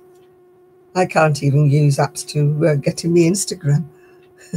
It's going to be 3/4 sleeves, if that, Ian. It's probably maybe only elbow length, actually.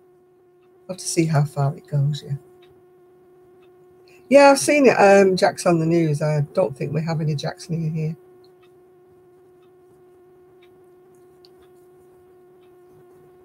I doubt it'll be in the same league as Aldi and Lidl, though.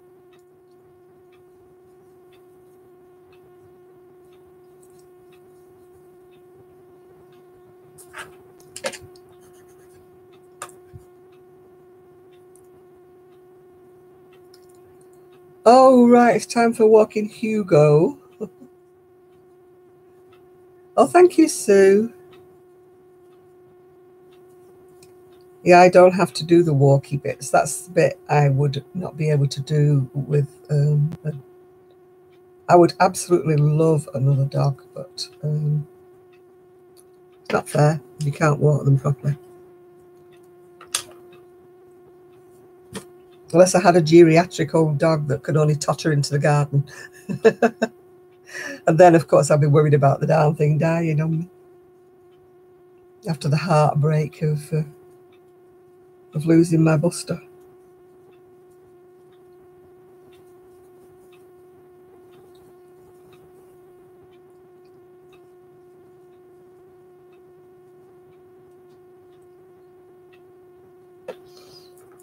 Oh, yeah, if anything comes anywhere, it goes to London first. Right, Dee, you've got lots of tons of projects. So have I, dear, but, you know, they're not getting done. Oh, dear.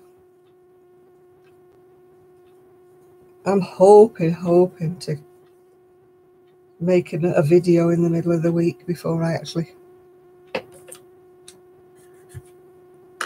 run out of energy altogether.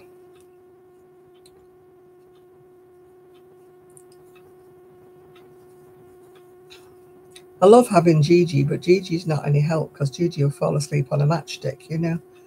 So when I'm not feeling very lively, and he starts snoring, and I just goes, my eyes start to flutter.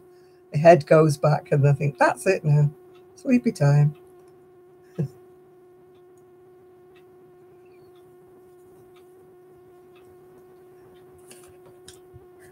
I'm not a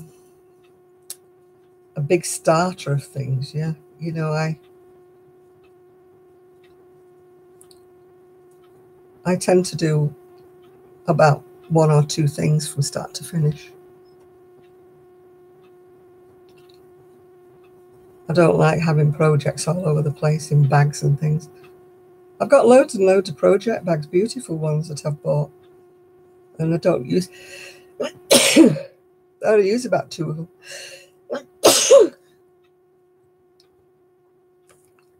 I couldn't. I mean, it depends the way your brain works, doesn't it? Some people like swapping and trucking about, but I just, you know, just don't. I just like having. I miss going to a knit and crochet group. I've got one near to me, but they meet on a Tuesday morning about 10 o'clock in the morning. And I mean, there's no way I'm out the door and dressed at 10 o'clock in the morning. Yeah. Oh, thank you, Ian. No, I don't like having too many. I've got 2 on the go at the moment, and that's kind of enough for me.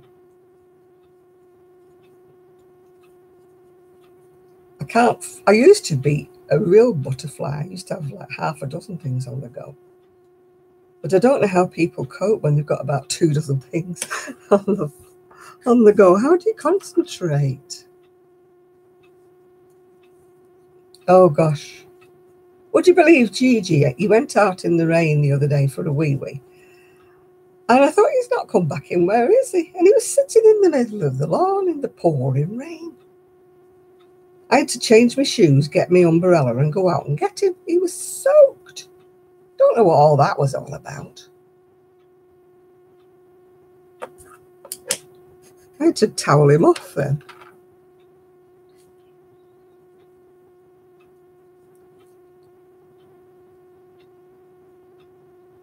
Yeah, I would love to go, but like you say, 10 o'clock in the morning is way too early for me.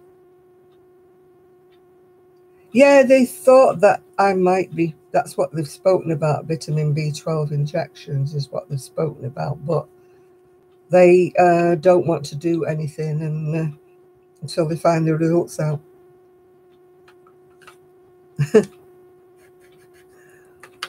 Well, if Kelly comes, she's going to go crazy because I pulled a ball of wool from the top. And as you know, I can't use ladders, so I use my walking stick to hook it out. And as I'm walking down the stairs, I heard this big avalanche of wool. And I didn't go back to have a look what happened.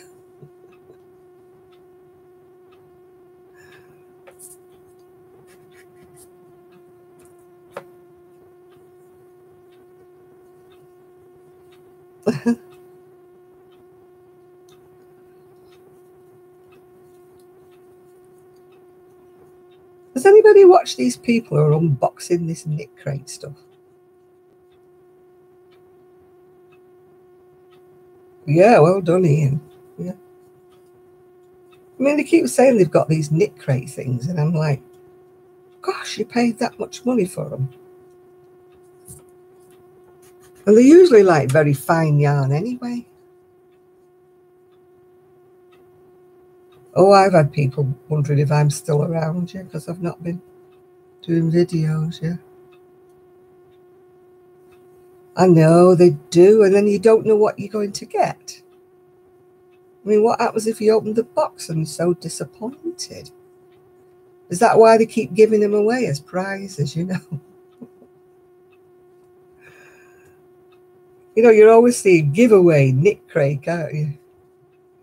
And I'm thinking, why are they all giving them away? Are they that bad?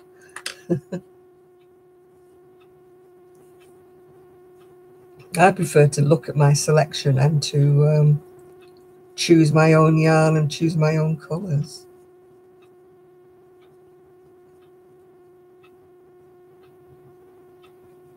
Did you subscribe to them, Lynn? Is it Lynette? Lynn? What do you call Lynn? I forgot. Lynette. Lynn. Linny.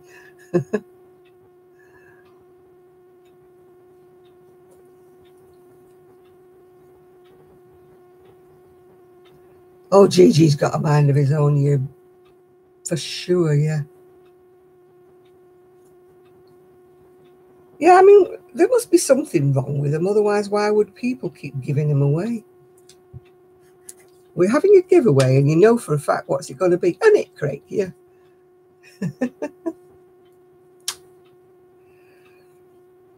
If you love them that much, why are you not keeping them?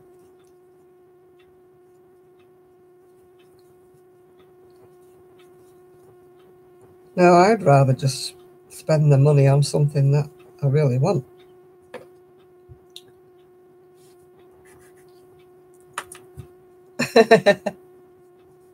Yeah, you can praise each other when you finally finish something, Shan. Ian, I finished something. Oh, that's right, Linny. Yeah, I got the mystery boxes. I didn't show them because I've not been on the videos. This is 2 of them that I made this shawl with. Plus a bit of a couple of plain colours I had because I didn't have enough with 2. And the other colours I had wouldn't have toned in. I thought I'd had enough with 2, but it's a big shawl. So I just used some plain colours of the cream, or the beige and the brown. Yeah, I got quite excited when my mystery box came from. The only one I was disappointed with was one right at the very beginning. She did a mystery box of like double knitting or whatever it was, or just a mystery box. And I didn't like any of them that came in that. There was all kinds of thicknesses and everything.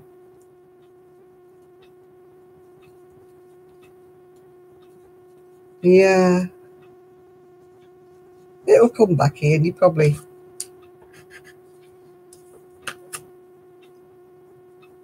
Yeah. The one on the front of that crochet magazine I got today is Tunisian, would you believe? Tunisian crochet. Little short sleeve jacket. It does look a bit thick though, you know, a bit chunky kind of. You know, the texture looks thick, like not like knitting or crocheting. It looks as though it's stiff. Not thick, I mean stiff.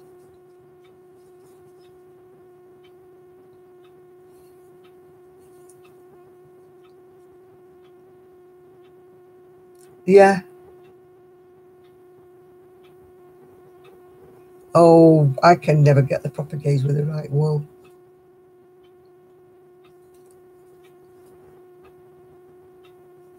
No. Tunisian, I can't get my tension both directions. I can get my tension one way, but not the other way. And it really is frustrating me.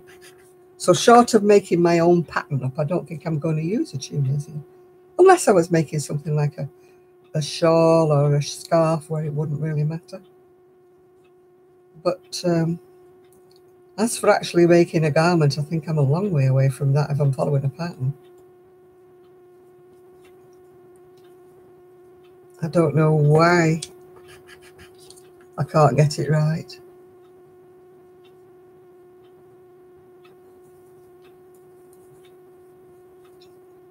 No, for shawls and things, it doesn't really matter. I know my Tunisian was a bit like that as well. I could get, if I got the width right, I couldn't get the length right. And vice versa. I couldn't get both directions right. So I didn't know what to do. Oh, they've disappeared.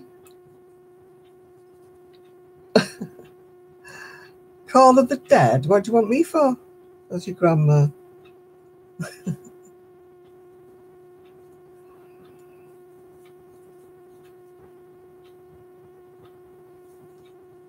Sue's lost hers. I had to lend her a couple of mine. While she's packing things up, she's been sorting her garage out and packing things up into boxes and stuff. And you know what happens when you have a good tidy up? You lose things. So she's going, oh, I don't want to order anymore. I said, well, borrow mine because I'm not using them at the minute. You know. No, that's what Sue didn't want to buy, a new set. So I asked her what size she wanted, so she borrowed a couple of mine.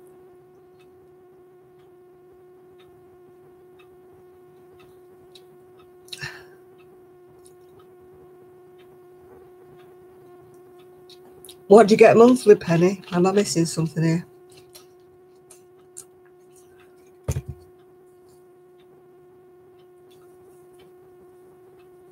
I'm trying to follow the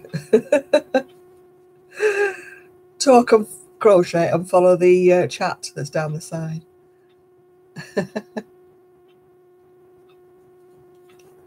I'm just waiting to see what Penny gets monthly.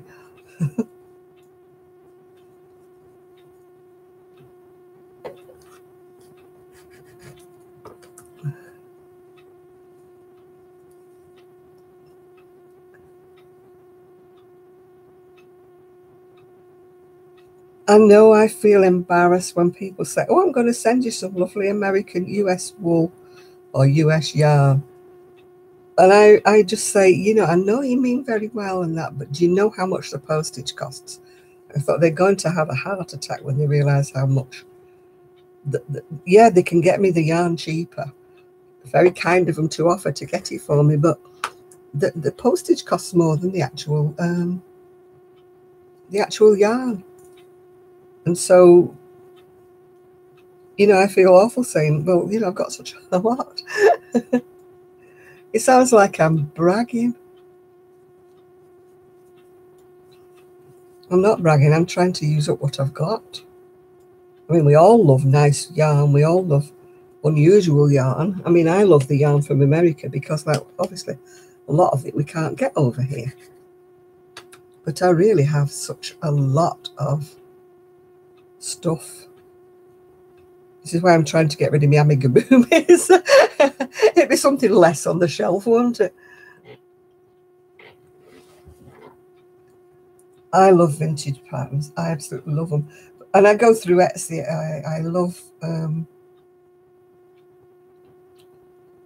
I love looking at Etsy's vintage crochet patterns, yeah.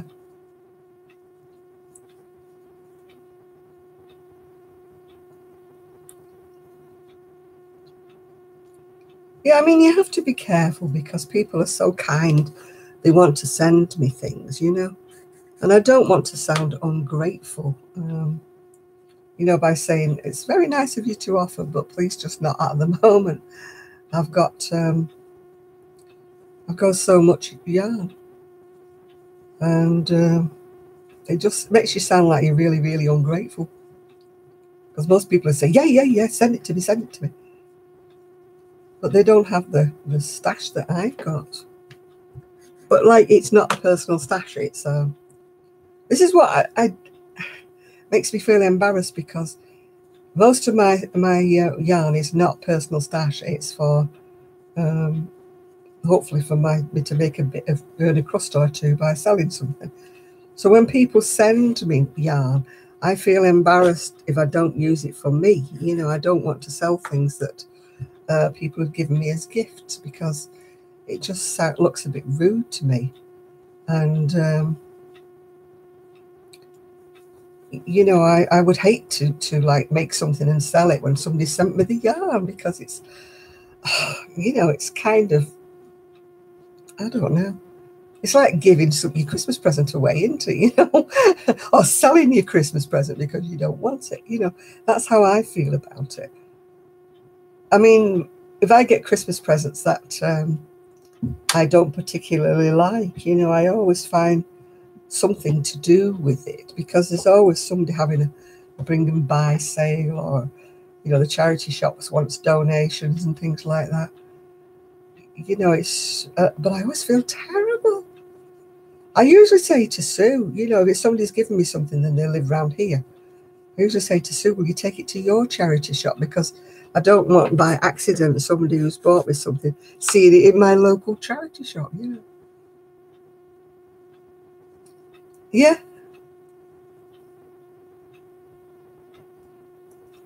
I mean, I always, if it's somebody giving away yarn, like, you know, like you say, they're trying to get rid of their grannies or their auntie's stash, I will accept it, but not for me. I always say, do you mind if I pass it on? And I would give it to somebody who was crocheting blankets or stuff for charity. You know, then they know I'm not going to, you know, to just take it and use it for myself, yeah. I mean, I have been given big bin bags full of yarn. Oh, knit crate. You've been having a knit crate. Have you liked them? Because to me, it just seems very expensive.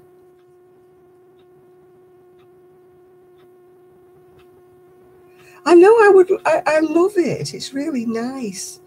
But I just feel embarrassed because a lot of people are in a similar situation to me financially. And I don't think they understand just how much it's going to cost them to post it to them. You know,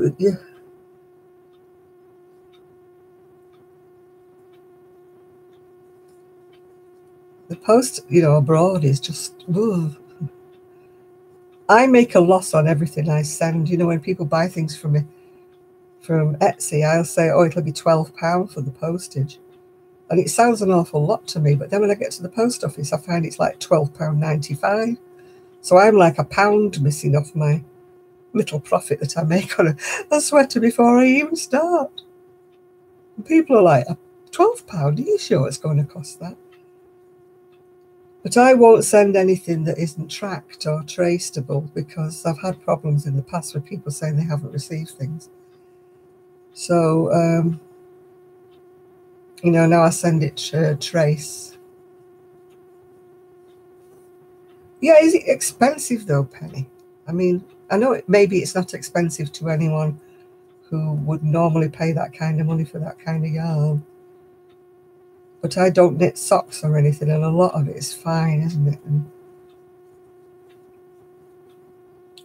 I was just going by people who've been getting the knit crate.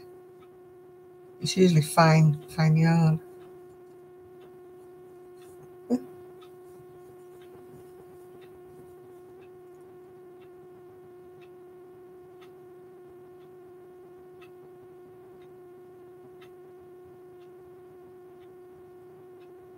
Yeah. I mean, I've got a couple of knitting groups near here that do a lot for charity, so I know if ever I decide to sort out my oddments, I know where they could go. Because one of the knit groups, they make little tiny, like toys, amigurumis, whatever you want to call them, and they make little Christmas ornaments, you know, for trees and things. So I know that there would always be a market for my little oddments. Most of mine is not little tiny oddments. Most of mine is like 2 and 3 balls of things, which I'm thinking, could make a hat and scarf with that or something like that.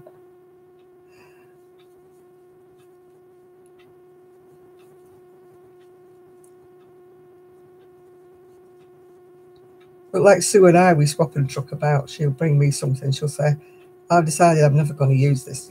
Do you like it? Like, I'm going, yeah, I quite like that. And I'm the same if I have something that's like beigey or grey and that. I said, I don't know why I bought this because I really don't like it. And she looks at it and she goes, oh, that's lovely. You know? And so we do a lot of swapping about.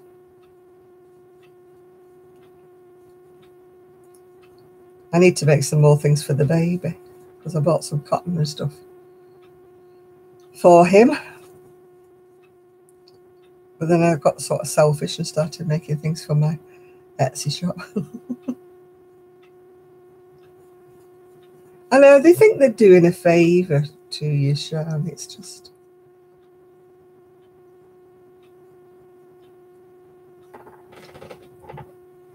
Yeah, I swap with Sue a lot, yeah. We never change, money never changes hands, rarely, with me and Sue. Unless I've ordered something for her, you know, new. Because sometimes if I'm ordering something, she'll say, oh yeah, if you're ordering, because of postage and that, you know. She'll say, oh, get us some of this. So obviously, you know, she owes me for that then, or I owe her for that. But by and large, we just swap and truck about with balls of wool.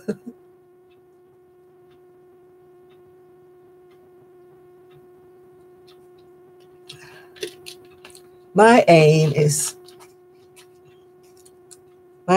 to get rid of lots of the oddments and stuff that I've got in the garage.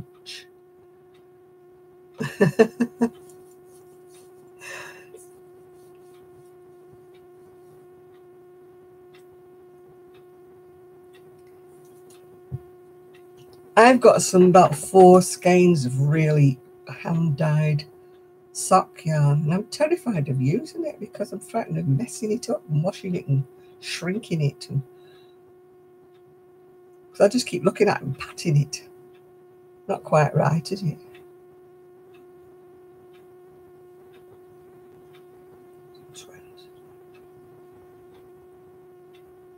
Oh, got it right this time.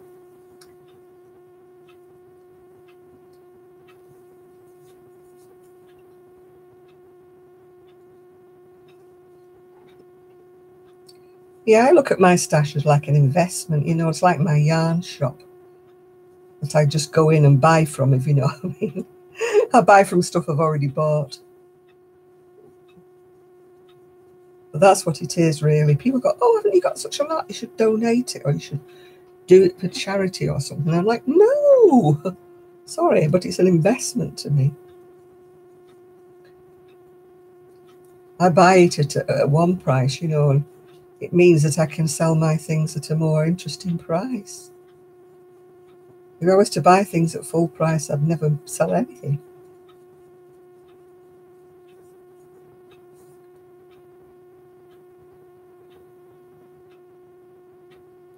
Oh, gosh. Yeah, Ian.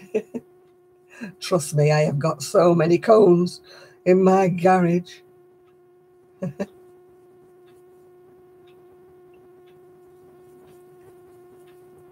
It's because I thought I was going to use my knitting machine, and obviously I have not.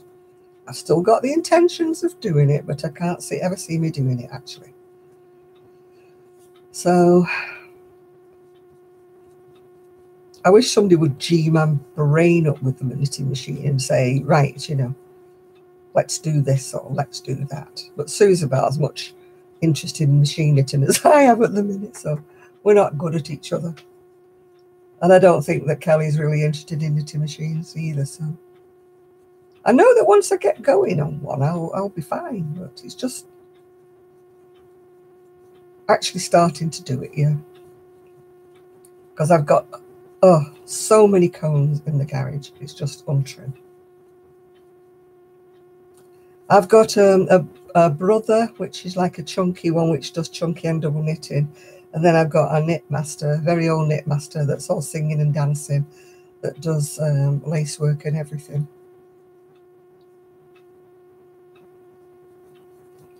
And I've also got, you know, the Addi knitting machines.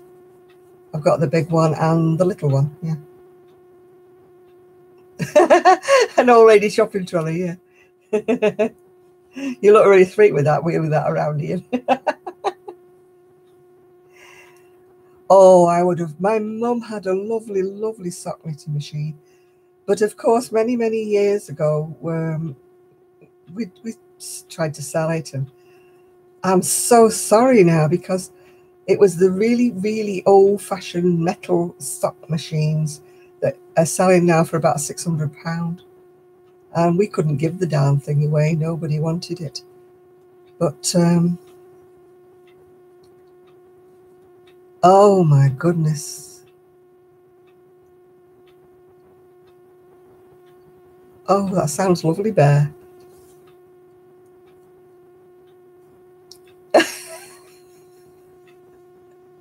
You will look, Bonnie. You'll have to customise it, Ian. Yeah, the sock machine is a circular machine. It's a bit like an Addi, but it's a lot more refined and it's finer needles and everything, and it's made out of metal. You can still buy them. I think they still make them in Japan or somewhere, but they are loads of money. So I would never buy another one, yeah. Oh, have you conked Godric out at last?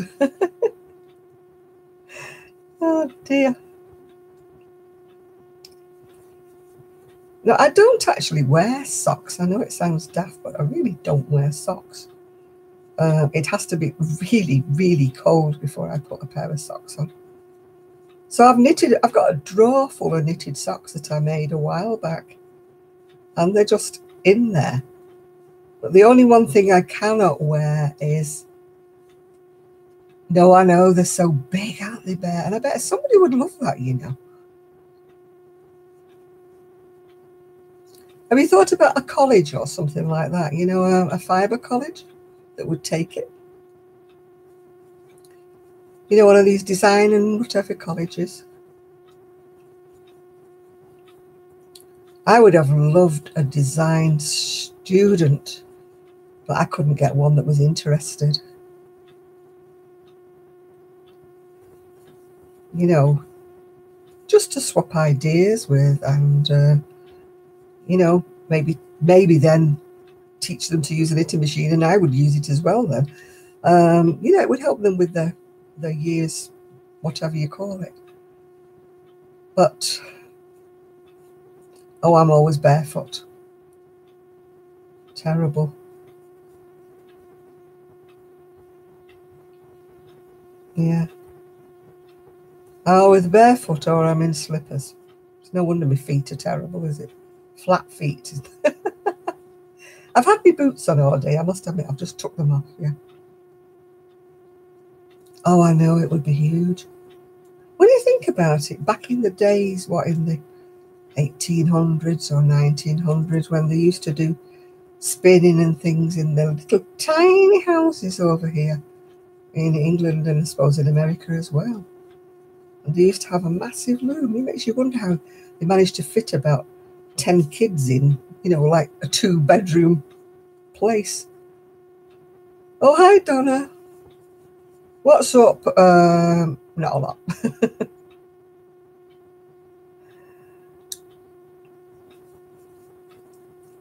Yeah, I can't wear heels at all. I can wear a little tiny heel, maybe 1/2 inch to 1 inch, but my days of wearing heels are over, I'm sad to say.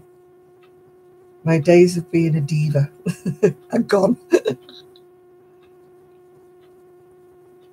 I love high heel boots and things like that, but no.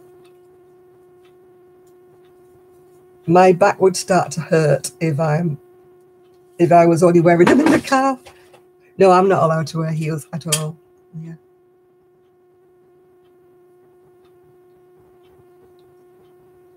Yeah.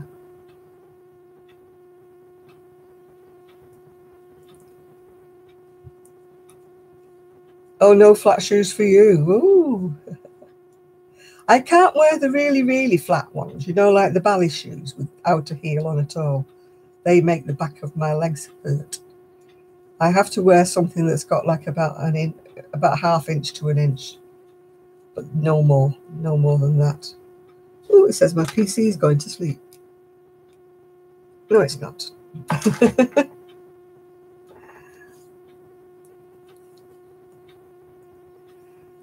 Yeah, I can't wear really, really flat ones now.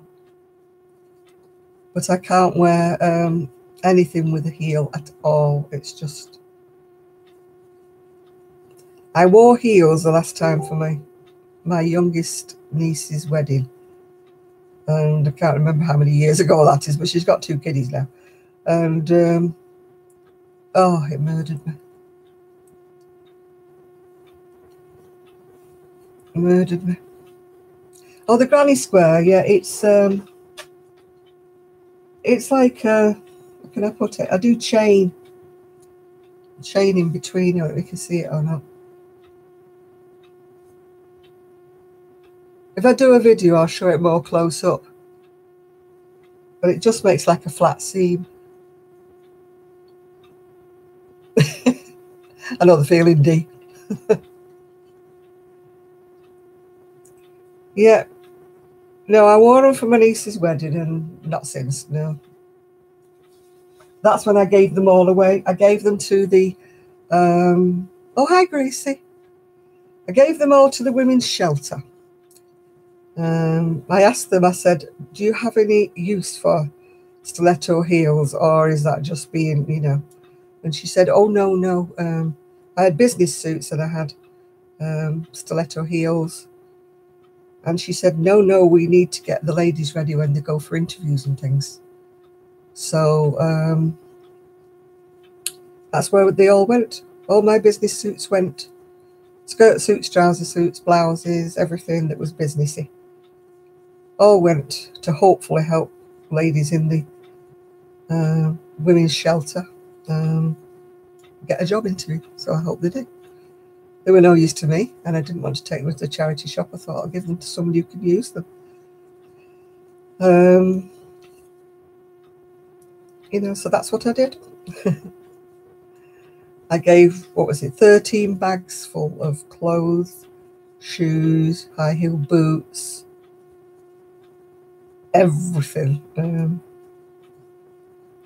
Underwear that I'd bought that was the wrong size that I'd never worn. Yeah. So they had mountains of the stuff. I asked somebody to pick it up, and they were very, very hesitant about picking it up. I said, well, I've got no car. So they said, well, we'll send somebody around then, very begrudgingly.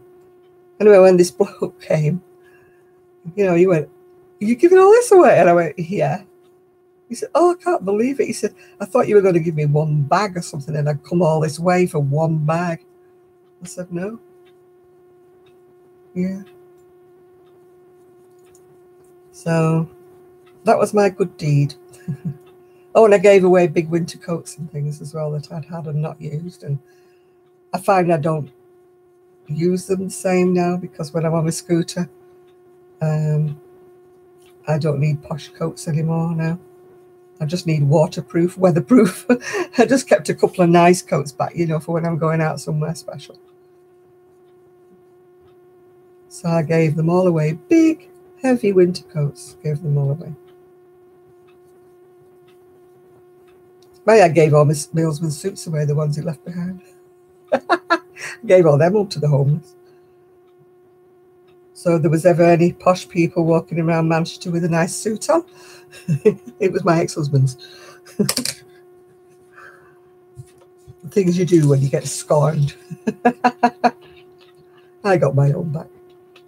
I asked him to pick them up, but he didn't, so I thought, right, okay, gone.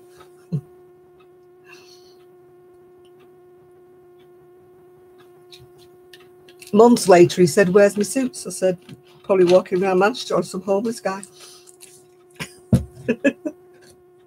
He went, oh, charming. I said, well, I asked you to come and get them and you didn't.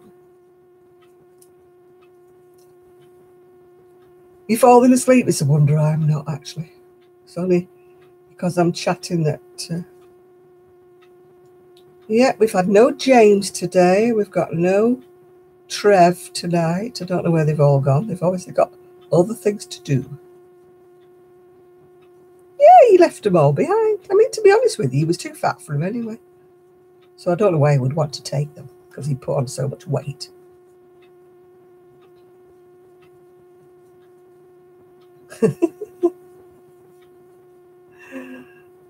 Yeah. They were taking up valuable space in my wardrobe, because I claimed his wardrobe after he'd gone. So now I have two sets of wardrobe. No, I wouldn't cut out the crotch, because then they wouldn't be useful for anybody, would they?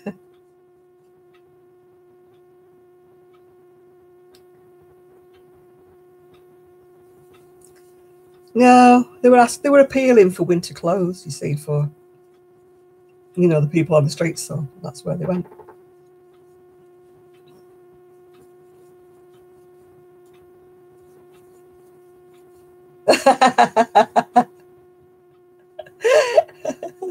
Were they nice socks though, Sha? Well, mine took all his socks. He took all his underwear and just left the suits behind. But as I said, he put on too much weight and he wouldn't have fitted in them. Unless he'd have starved himself, he would have never fitted in the waistline as long as he was alive. Because he's put on even more weight since he left.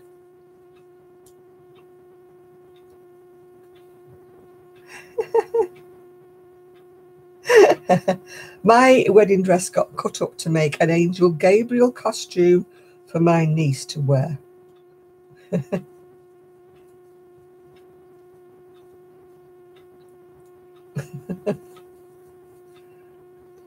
So that's where it went. For all I know, it's still there.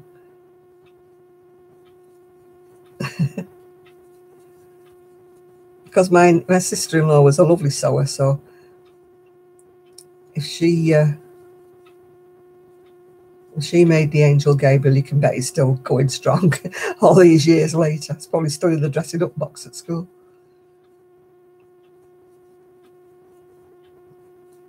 It was white crepe as well, embroidery only. But it's the poshest Angel Gabriel costume they've ever had. Normally they're made out of lining or something.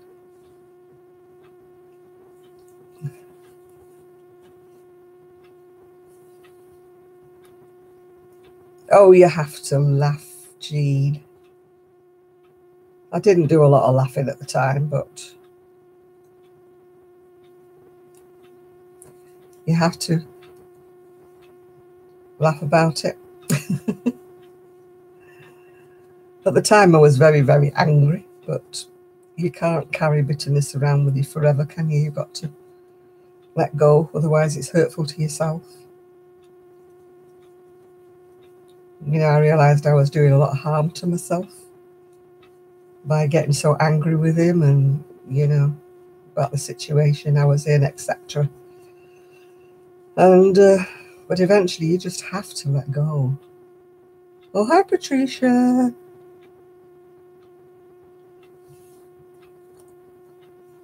Yeah, it did take me a while, I must admit, to let go of the feeling I wanted to kill him. Yeah. Don't come near me. It is, yeah. Especially when they've been the one who's done you wrong and you've done nothing wrong, you know. It's kind of like you feel rejected, you feel whatever. You know, you feel like you're not good enough. You go through a period of, well, I won't say feel you're sorry for yourself, but you know what I mean? You feel defeated, you feel worthless. All because one guy that you didn't really particularly want to hang on to went. When I think about it, it was rather stupid because it was me that wanted him to go, you know. And when he actually went, it was like, hey. Oh, this is a shawl, actually, Patricia. It's not a blanket. It looks like one. Yeah. I mean, I was angry because of the lurch he left me in and everything, you know.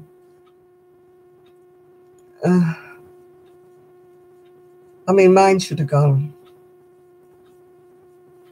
a long time before. Well, he still comes round. I mean, I can stand him for about an hour. And then after that, I'm like, oh, please go. I'm ready to go hold my breath, you know. Because he starts his usual antics like, you know, the house is a mess. Don't you ever tidy up? Oh, wow. Yeah, you're playing yard chicken and won.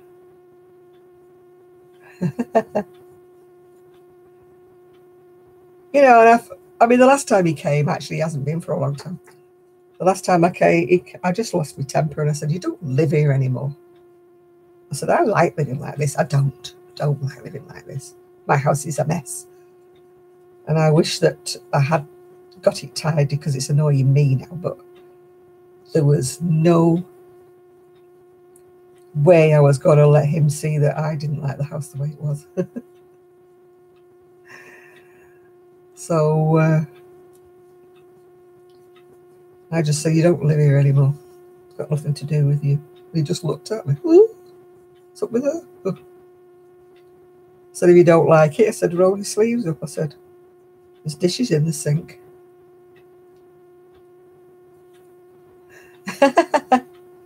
Oh, it's all right here. We need to lighten the mood anyway. Getting too serious in here for a Saturday night, isn't it? Far, far too serious.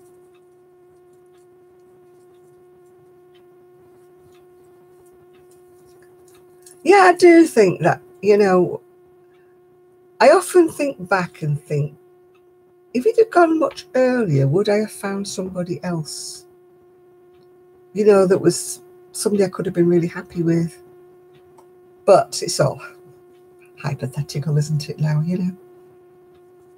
Now I don't want anybody else. I'm quite happy as I am, thank you. I'd rather see a box of yarn than a man any day.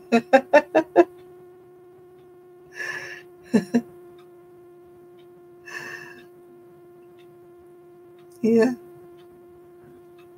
Yeah, I get far more excited about a delivery of yarn than I do about a man.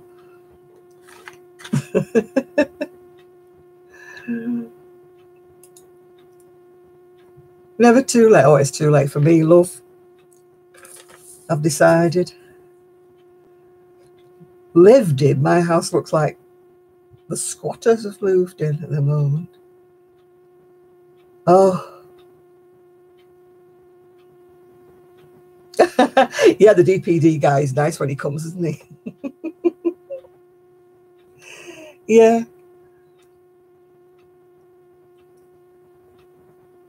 I've got a nice postman at the moment. Yeah. He won't stay, they never do. But he's quite nice. Very young, though.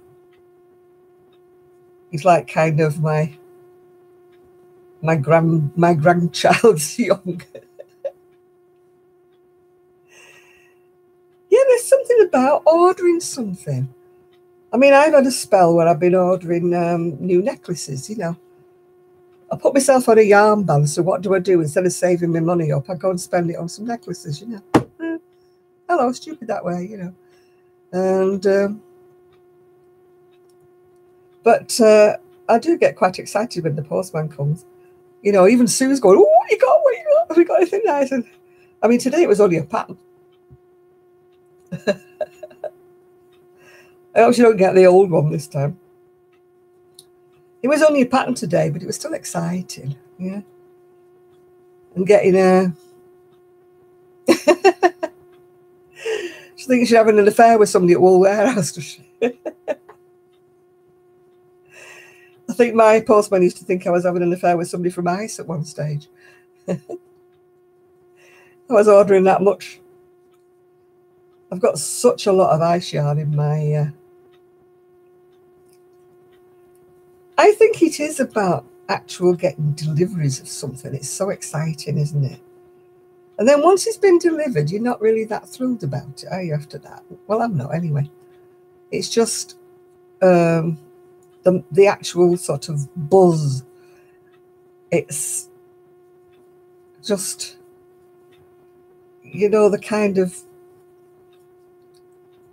It's like you do the lottery and one week they'll say, "You've won a lucky dip," and you're like, yay! You know, you forget all the times you've been spending all this money every week on the lottery.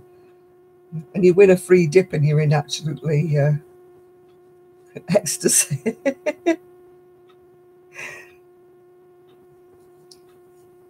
Yeah, I bought a crochet magazine from the store today and I got a crochet pattern today, so I was quite happy. Quite happy. I'm just trying to make a few more dents in the yarn in the stash room. I'm not crocheting fast enough, that's what it is. And I've had a week where I've not been doing an awful lot, so that's making me...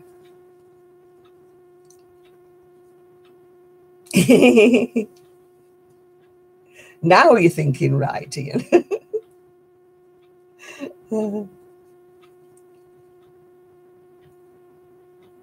The other half's home, is he'll send him out again.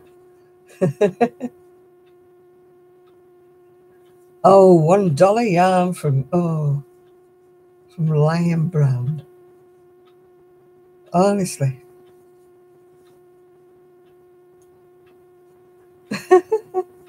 Yeah, it is the happy... I swear I order things I order things late at night, and I'm sure it's like twilight for me. You know, I order things, and then the following day it's like, what have I just ordered that for? You know, why have I done that? But it seems like a brilliant idea, like about 1 o'clock in the morning, yeah? Ian's like me, slack Alice when it comes to yarn.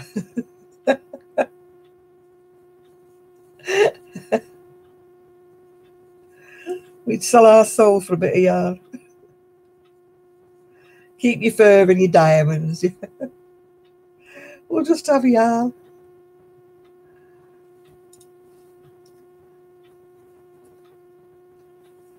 Yeah. I'm sure it's like a twilight sleep, isn't it? Where you order things and you wonder why you've done it the following morning.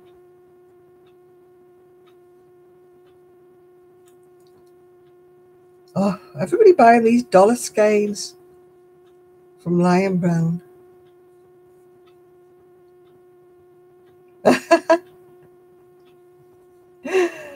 Yeah, I think Sean was having some kind of thing going with Purple Linda. I'm sure it's Purple Linda, it's not Purple Lenny.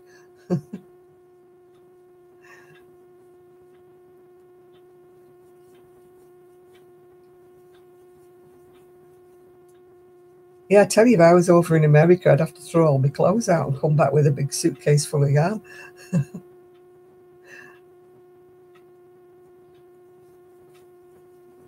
Yeah, I think it's Purple Lenny, really, Sean. He just calls himself Purple Linda for the sake of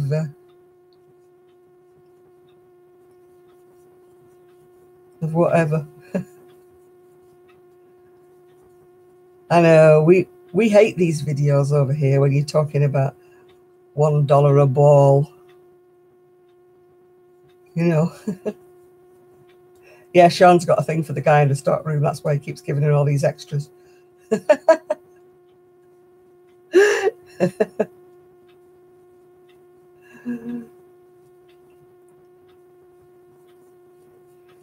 Yeah, I watch some videos and they go into a store like Hobby Lobby or whatever, and they say, oh, look at this yarn, it's all $1 something.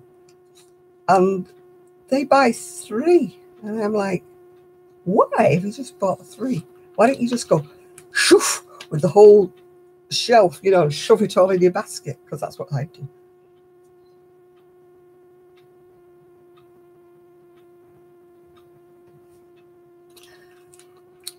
A sugar daddy. I don't think there's anybody old enough to be my sugar daddy.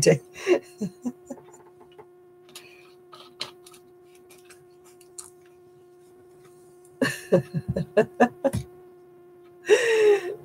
mean, flipping heck, I'm 72. Don't think there's any sugar daddy left older than me. Oh dear. Yeah. I'm so behind watching Bag a Day. Honestly, I am really, really. I've had to be cruel and cut down on the ones that just say yarn haul, because I think I'm not watching that. Not watching that.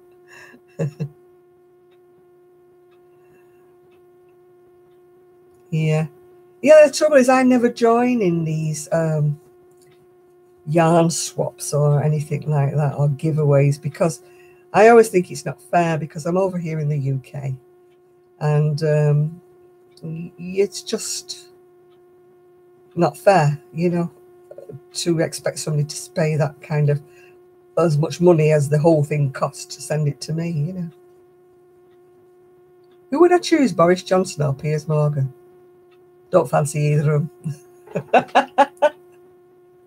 If I had to date one, oh, I don't really know.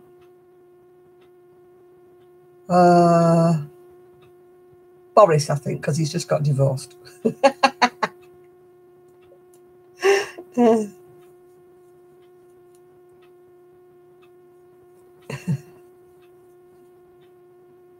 Money in the bank, Patricia, what's that?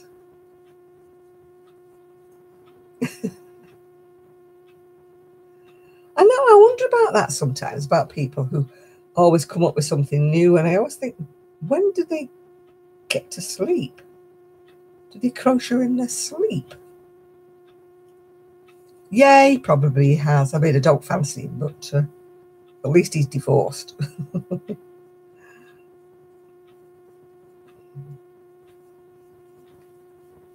Yeah, but the postage is so much, Dee.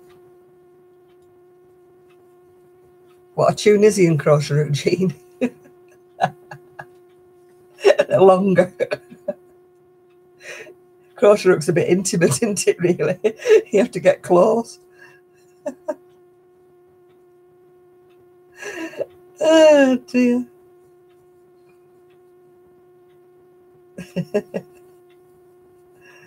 Oh, dear. We do cover some subjects tonight.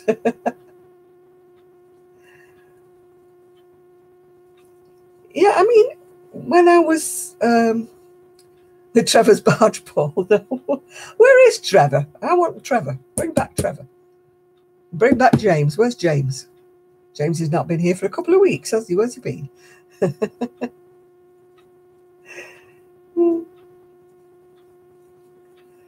Yeah. I always thought of myself as being a fairly sort of quick crocheter, but obviously I'm not. I look at some of the people and they're going, I'm starting this, and then the day after they go, I finished this waistcoat now, and I'm like, huh? What? And it's not even a plain thing, you know, it's something with a very intricate pattern, and you're like, how did they manage to do that?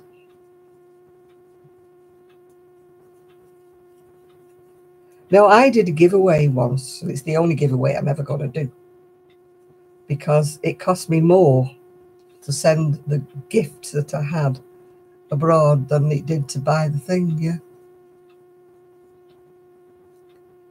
I told you there's a free granny raglan on Ravelry here.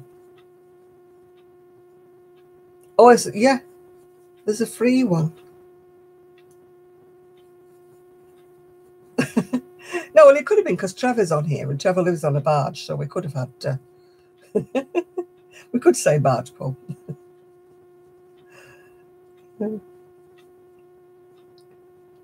I'm missing him tonight. Missing him. Missing James. Where are they? Missing Mimi. Mimi's not been on for a couple of weeks, has she? Mind you, she's been that busy churning out her videos. I'm about 30 videos behind with Mimi.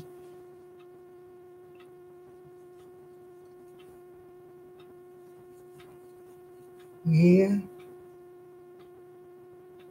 I mean, I love watching videos, but sometimes I look at my email and I think, no, another one.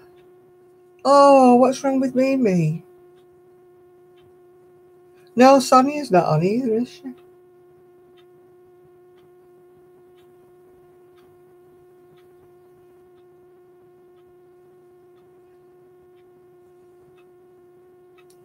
Oh, hi, Rebecca. You have to be in control because you live near Hobby Lobby and Joanne.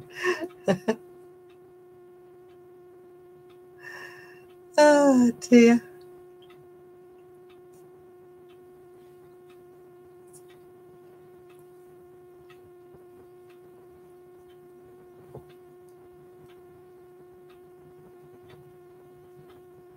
They keep cutting her off.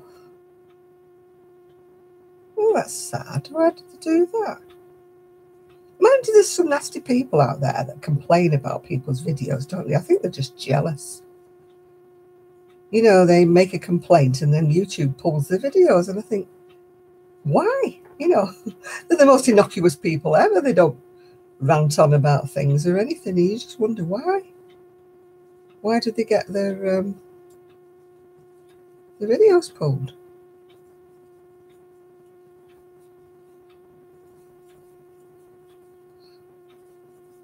I had one reported because I had music on it, but no, they take other people's word for things. This is what annoys me about YouTube.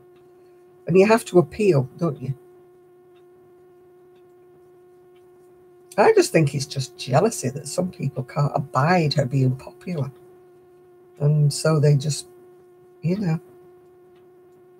I mean, I don't even look at the thumbs downs I get because I just think they don't bother me. I know it's very upsetting. It's happened to another friend of mine, had her videos pulled. Sonia is, I think she's called Sonia's channel, isn't she? Is it Sonia that's had her videos pulled, or is it Mimi? I thought it was Mimi.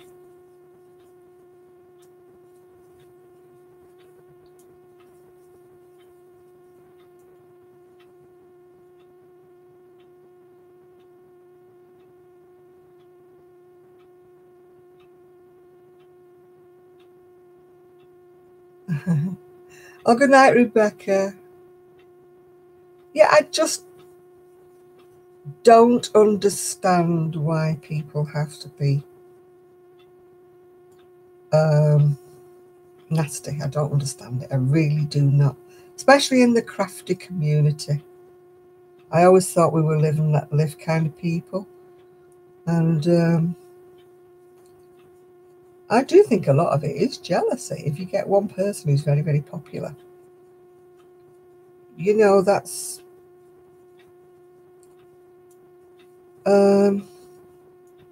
why they get sniped at.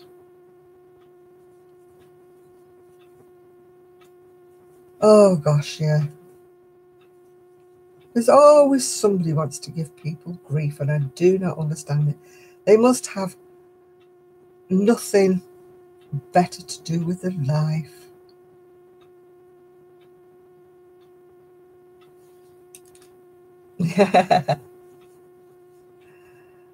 It's just, yeah, I know. What does Mimi ever do or say that's not, oh, I can't understand it. But apparently only one person has to claim, you know, has to put a complaint in, and they pull them off. And I'm thinking, surely they look into it before they just pull it all off and something.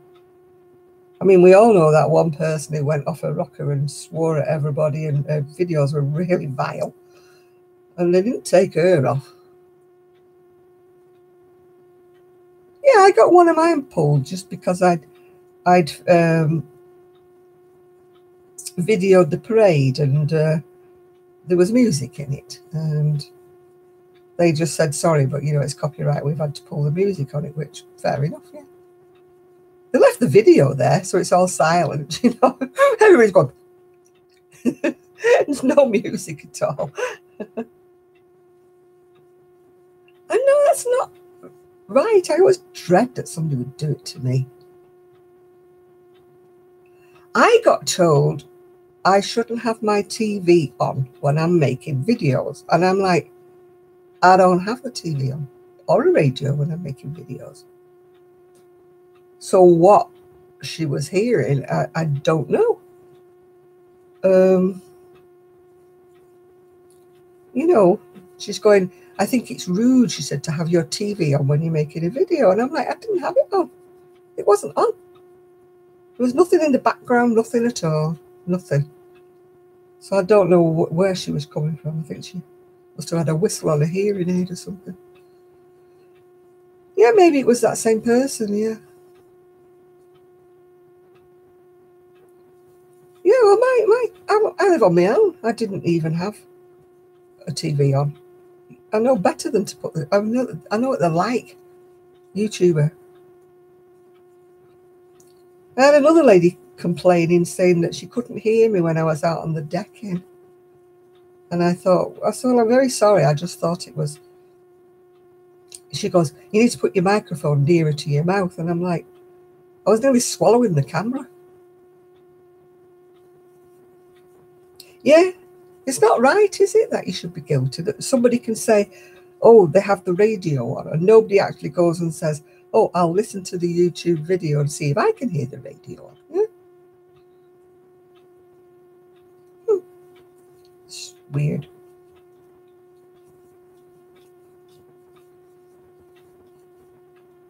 Yeah. I mean, I used to watch a lady years back, and she used to have the music blaring away in the background, and nobody ever pulled her for it. I mean, sometimes you couldn't hear what she was talking about because the music was so loud. While she was talking, she was actually going like that with the music. But nobody ever said to her, take your video down. I know.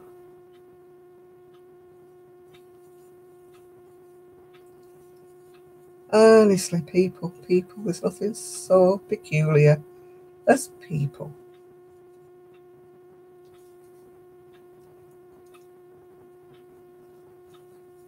So if I disappear, you'll know one day that somebody's making a complaint about me.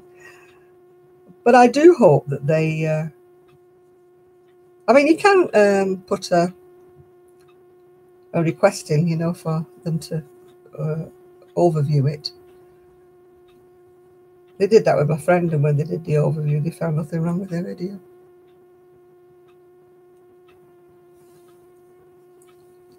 They said they didn't know why anybody complained because there was absolutely nothing wrong with it. As you say, people.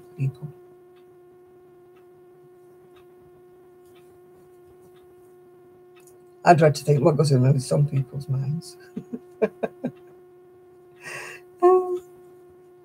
Like the lady who told me I shouldn't be on YouTube because I didn't do tutorials, because that was all what it was all about. And I had no right to be on there if I was only going to talk. And I'm like, what? What are you talking about? I said, that's news to me.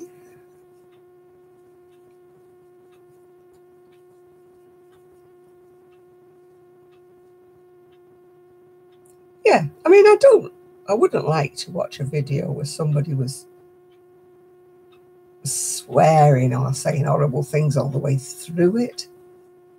You know, that would be bad, you know, but apart from that, if I start watching a video and I don't like it for some reason or another, I just turn it off. You know, go on to another video. I don't sit there watching it going, she says this, and she said that. Yeah, you do. You just switch it off, don't you, Dee?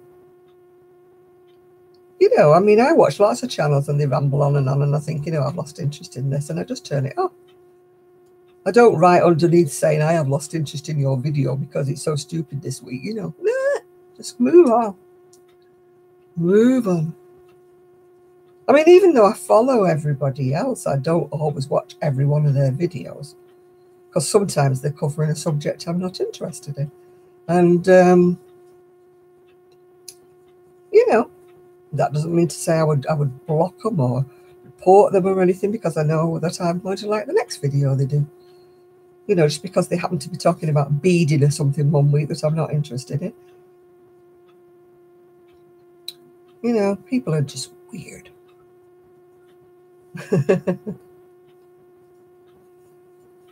But what I don't like is, like we're saying, that YouTube just presumes you're guilty before they even take the time to just sit and listen to the video and see whether there's anything wrong with it.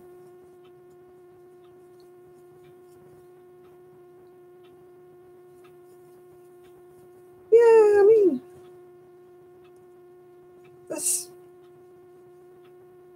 there's some awfully strange videos out there. You know, I've watched some of the younger ones and you're like scratching your head thinking, what are they talking about? You know, yeah, they start talking about games and things and everything, and you're like, what are they talking about? Yeah, that's what I mean, is why it's part of life. If a child makes a noise in the background. Well, somebody told Kelly the other day that she shouldn't have her children on the video, that she should just do her videos on her own, that they were distracting. Okay. Yeah. Kelly says, well, I'm not doing that. I said, well, no, don't. just because somebody doesn't like your kids. That's tough. That's Kelly's life, isn't it? She's very rarely without them. So it's not like they're too young for her to say, go in the other room and play and be quiet, you know?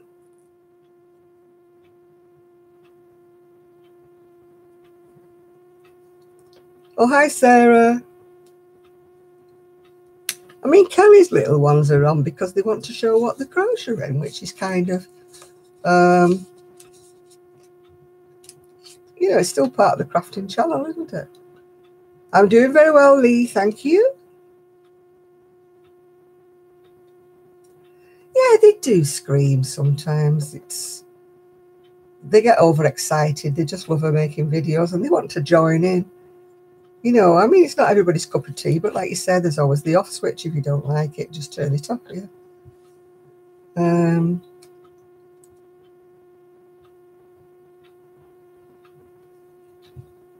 Oh, this is my oddity shawl.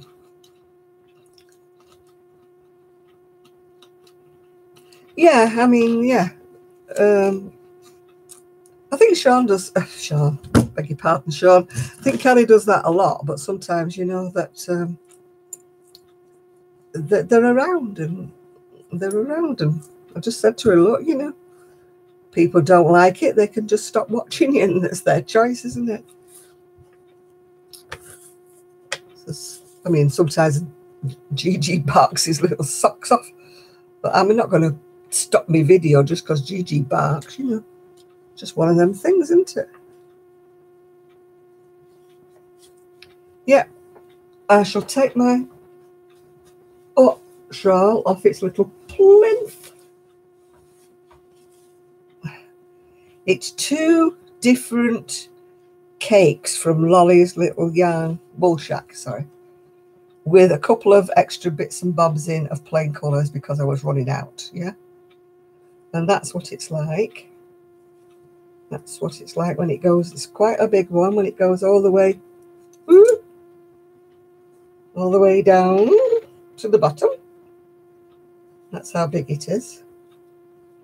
And that's how wide it is. Wide. And it's got an edging around the bottom. Done in the same beige as it's crocheted together with. And that's what it is. It's 2, like I said, 2 of the cakes, but I've got a plain beige in there somewhere and a plain brown in there, just to eke out the wool. And the little half triangles at the top to make it level, they're just done in oddments that I found knocking about. They're not part of the cakes. The cakes wasn't quite enough. I would have had to go into 3 cakes, and I didn't have any more cakes that were in the right tone. So that's why it's only got 2. I love it. I think it's gorgeous, but if it doesn't sell, that's fine. That's my winter shawl, because I think it's gorgeous. And I love a winter shawl.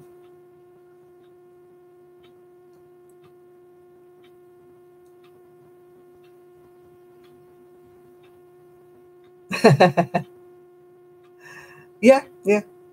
My favourite square of all is the bottom one. I think it's really nice. Yeah, but I don't know whether people would like the oddities of the varieties in each square. And some of them change colour and some of them are just one colour and some of them have only got it round the edge, and that's just the way it did. I didn't mess about. I just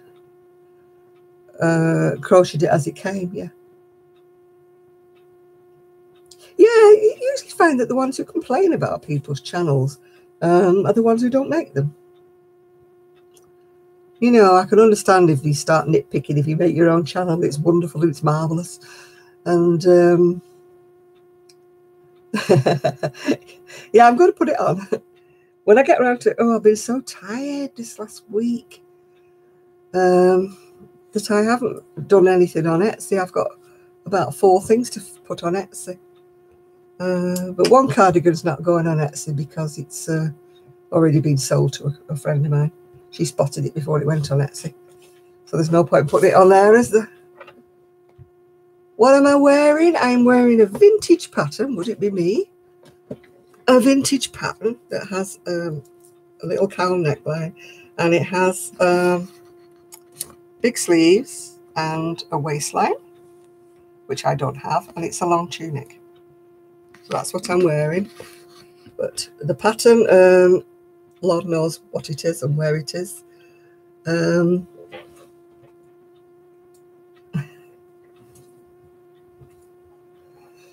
So that's what it is. But it's an old pattern. The wool was actually from Pound Stretch. I think you got 3 balls. I don't know what it's called. It was one of those. It's it was 3. It looks actually more green in real life than it looks more blue on there. Oh, the necklace, yeah. You know me and my eBay specials. I mean, and the bracelets, they're eBay specials too. Yeah, it was £1 a ball, I think it was, but it was 3 for the price of 2. So, oh my goodness, crafty, you're making me feel, oh. I can't make comments on my TV either, yeah. Yeah, it's teal, but it's a bit more greeny than it's appearing on my screen anyway.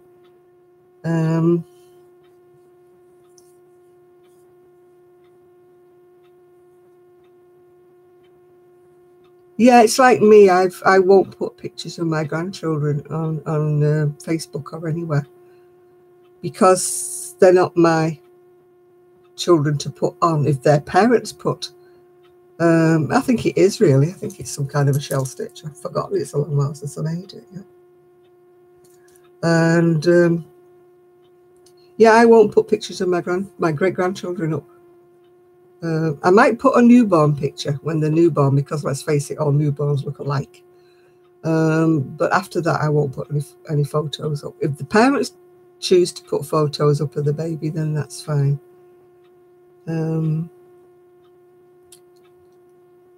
You know, it's oh, she does a lot of art. Yeah, that'll be nice. I like doing videos with Sue because it's always like a little rapport that goes on between the two of us, or even videos with Kelly, you know. It's easier with other people, with me, you know, that I can have somebody to talk to. You know, I find it more difficult just talking on my own. Although you wouldn't think so. I start off saying I've got nothing to say, then I finish up 45 minutes later.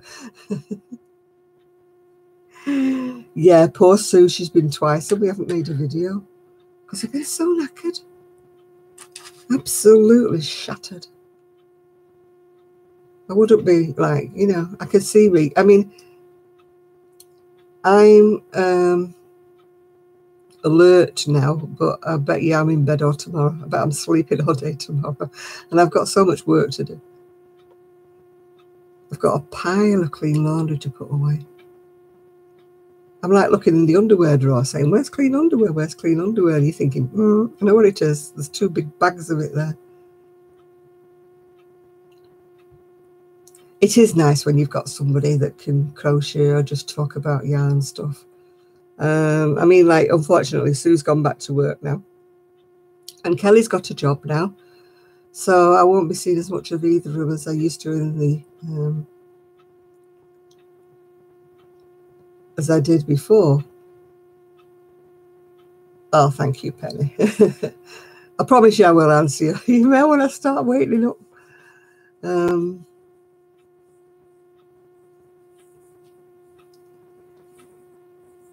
Yeah, I mean, if it's your own child, Jean, though, that's fine. It's I will have a look, yeah. I just won't put my great-grandchildren up because I don't have many photographs of them anyway. And as I say, I don't ask permission of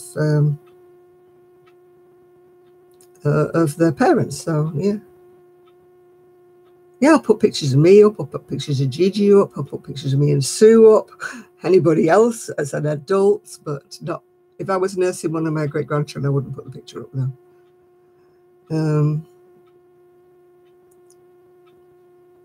As I say, if it was my own child, and I thought it was right to put him or her on, I would do that, yeah.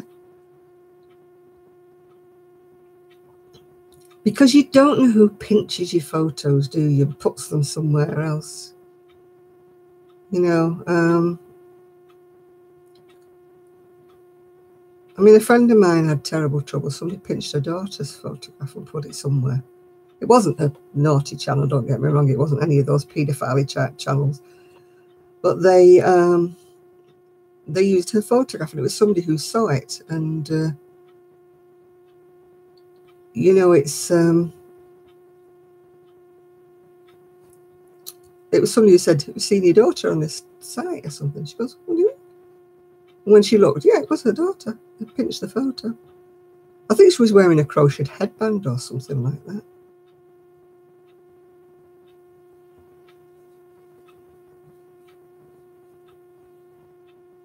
Yeah. I gather you all together. You're all my Saturday family. Come in, come in, come in.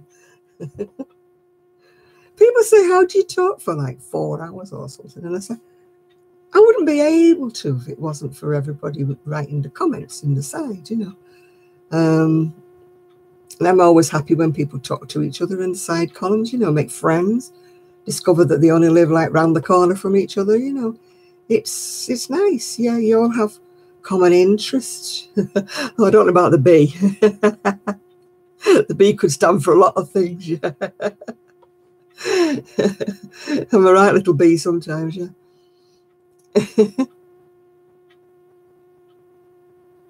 Oh gosh, that's terrible, isn't it? I mean, I talked to a friend whose son's got autism, and if he starts to scream, she does mute the sound because you know, she knows it goes through my ear and out the other ear if he screams, you know. It's an age thing, you know. You just you don't have as much patience when you get older. Believe me, you don't. But I wouldn't ask her to shut him up. No, I just sometimes go, whoa, you know. And she'll go, sorry, sorry, and she mutes the sound until he's had his little tempest scream, you know. And but I wouldn't say, can you shut him up? No, I wouldn't say that. Yeah.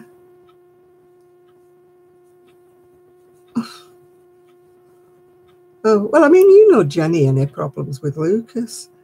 Some days he's a little angel and some days he's a little... But she'll agree with me when I say he's been a little... Well, I don't actually say I'm not going to... Yeah. I wouldn't say shut him up, you know. No way would I say that. I wouldn't say to you, shut Godric up, no.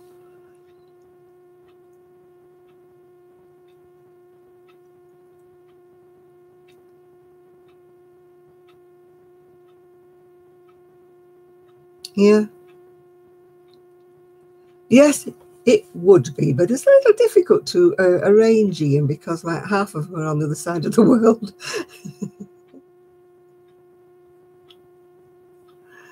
Well, that's nice if somebody's published the first book.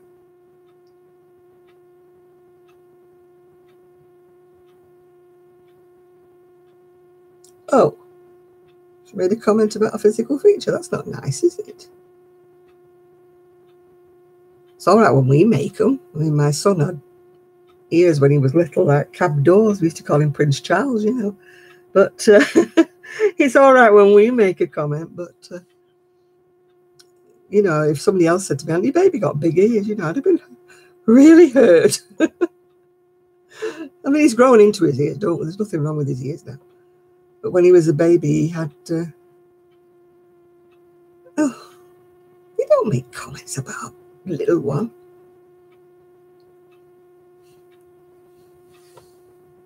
It is rude. make comments about other people's kids, do you? I mean, I might say, is it okay for him to be playing with the bleach bottle, something like that, Hello, are you noticing he's tipping bleach everywhere? You might say something like that, but you don't say something personal, no. Give the child a complex. No, not suggestive ones, no, definitely not. I mean, luckily it probably went over his head, but...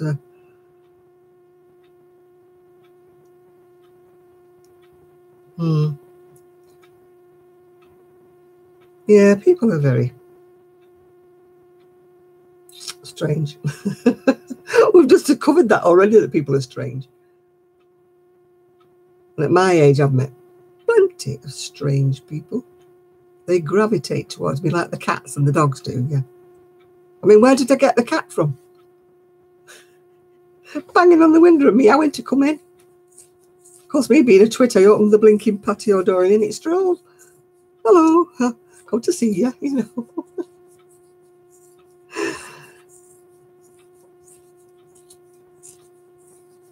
No, if it's uncomfortable, then it's not nice, is it?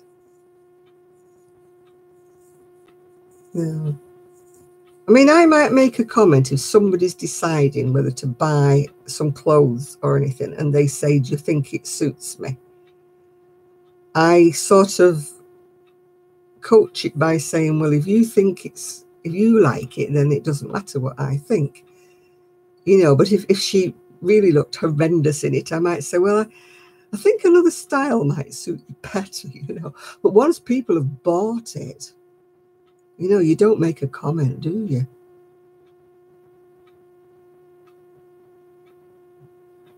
I know Jenny's young boy, he's the same. If he likes a certain pair of trousers or something, he wants them all the time. He doesn't want them when they're in the washer. He doesn't want,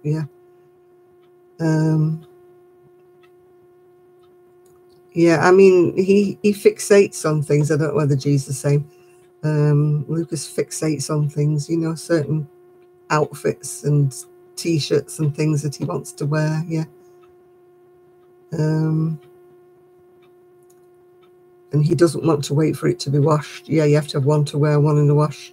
So it looks like the child's wearing the same thing all the time when he's actually not, Well, they maybe thought that about my son. Even when he was growing older, he always had jeans and they were always the same kind, the same colour. And he had about 4 pairs. So I often wonder if people thought he had the same jeans on all week, But, oh, God, trying to get toys off a child to get them in the washer is a nightmare, isn't it? And I didn't have a tumble dryer back in the day.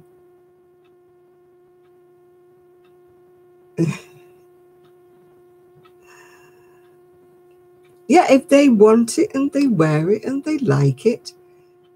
He liked a certain style of jeans because he was, I mean, I'm sure he won't mind me saying so, he was a little bit chubby around his waist. So some of the jeans that were supposed to be the same size for him didn't fit him. And he just liked one particular brand of jeans. So we had, like you say, about 4 pairs of jeans, all exactly the same. He wasn't the same with T-shirts. He'd wear different T-shirts, but he just wanted these particular jeans because he felt comfortable in them. So as I say, I think people thought he was wearing the same pair of jeans all week when actually he wasn't. He was such a mucky little devil that he was always, I always had to strip them off him and put them in the washer every night. He could never wear a pair of jeans twice, let's just say.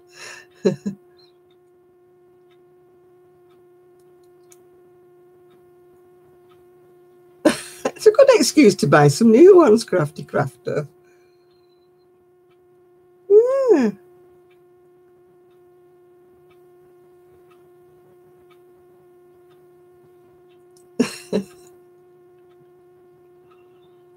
No, you see, I'm not the same. I just like variety in what I wear. Some days I'll wear trousers, some days I'll wear a dress.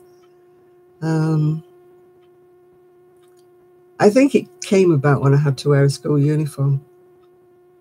I hated putting the same things on every day. Right, okay, Dee. Yeah, go and finish off some whips.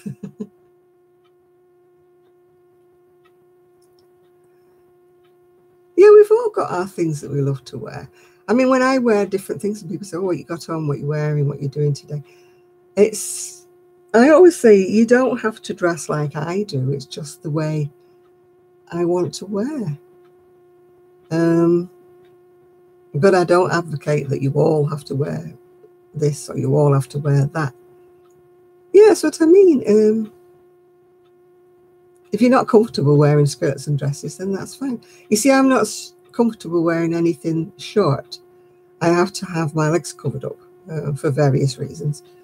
And I'm only happy in a skirt or a dress that's down to the ground, or, trousers. And I would never go out. I would go in the garden in a pair of shorts, but I would never go out in a short dress unless I was wearing tights. You know, the thick tights, I mean, not tight tights. So that's just, everybody's got their hang-ups about things. With me, it's my legs. I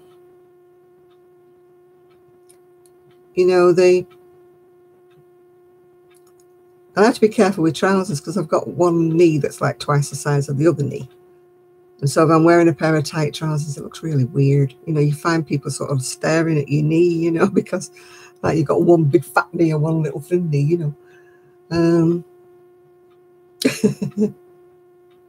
I've not particularly got pretty feet, but I do keep them hidden. We've all got our differences, haven't we? I mean, Kelly's the same as me. She won't wear anything that shows any part of her body and that, yeah. Yeah, I mean, boots. I just adore boots. My favourite pair is my Doc Martens that are black with the red embroidered roses on. They are my favourite ones. But they're only my going out boots because they take me so flipping long to get them on. They've got zips and everything. With them being long, I have to use a long shoe horn and shuffle. I'm usually chasing my boots all around the lounge while I'm getting them on, If I'm going out with my niece, I would say, put my boots on for me, please. But I absolutely love them. I feel really sort of a bit gothy, a bit bohemian, a bit whatever when I'm wearing my boots. Yeah.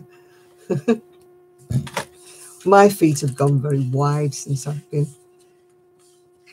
walk like a drunken sailor now, because I'm not steady on my feet.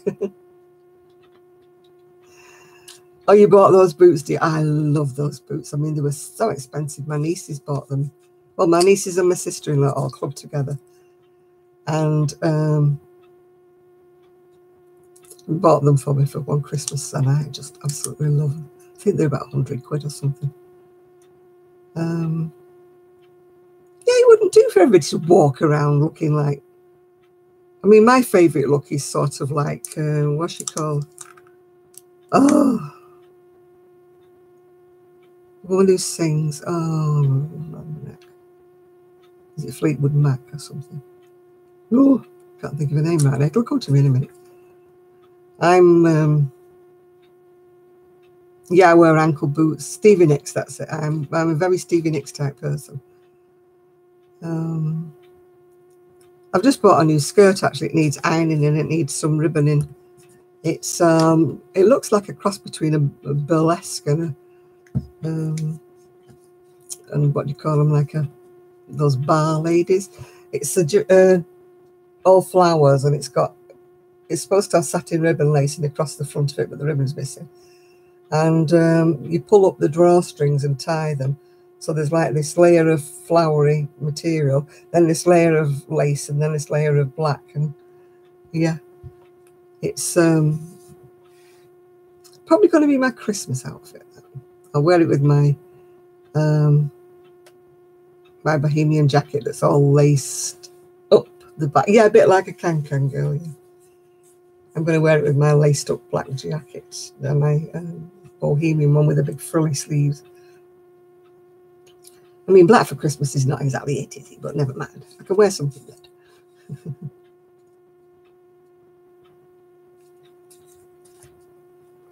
I used to dress up every day for work because people used to say to me, oh, Goldie, here she comes. Oh, hi, Evie. Something different on every day. And I used to have high heel shoes to match. I was a real diva.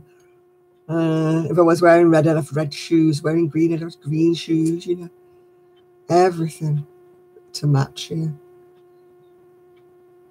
But I'm not quite that the same anymore. But I love knee-high boots. Love them. But the problem is now, of course, I can't wear heels. And I think stiletto heels and knee-highs look really smart. I don't know what the neighbours think about me going out in half of the things I get out of. Some of my skirts, you know, the patchwork ones that are all bohemian with lace and God knows what on, yeah. I wonder what they think about me. Yeah, I used to get up at 6 to get ready to go to work because I used to do the hair, the face, everything. I used to put my clothes out the night before, even down to the shoes and the underwear. It was all laid out the night before just so that I could jump in the shower, come out and put my clothes on. Yeah. Oh, I was a real whatever. I would never go to work scruffy. It must have been unbearable. They used to talk about me behind my back, yeah.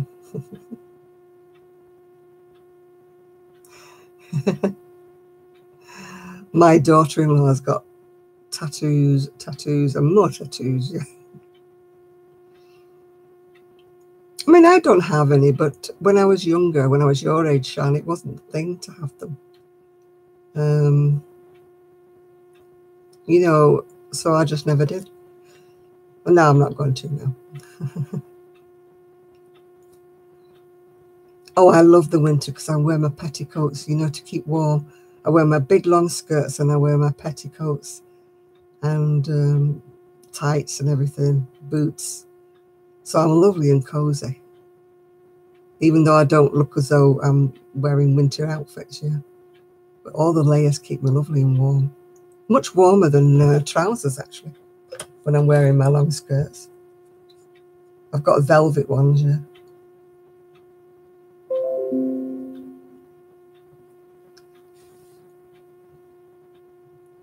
You've caught up with everybody's video? Well, blooming heck. Give the girl an extra cornflake. Hi there. Hi, Rose. Hope you're all right, dear. You didn't get caught up in all the floods and the heavy winds and everything. It's been bad in the Philippines, hasn't it?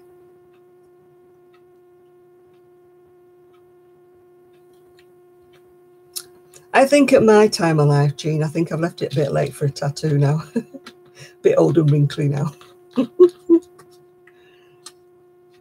I've managed 72 years without one, so I think I'll do without one now.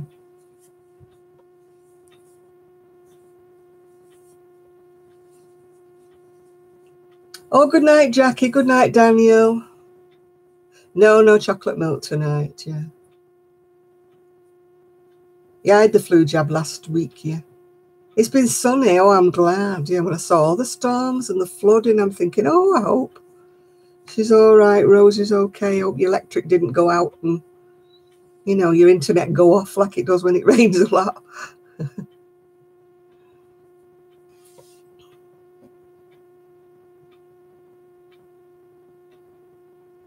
Oh, I definitely have my own style of dressing.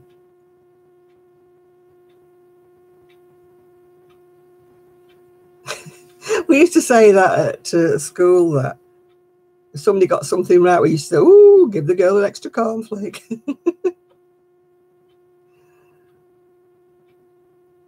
I don't dress my age. I'm not wearing beige crimpling for anybody. Lace-up shoes, get lost. Twin set and pearls and a pleated skirt. No, thank you. I dressed disgracefully. Oh, I'm glad it didn't stay off too long for you, Rose, yeah.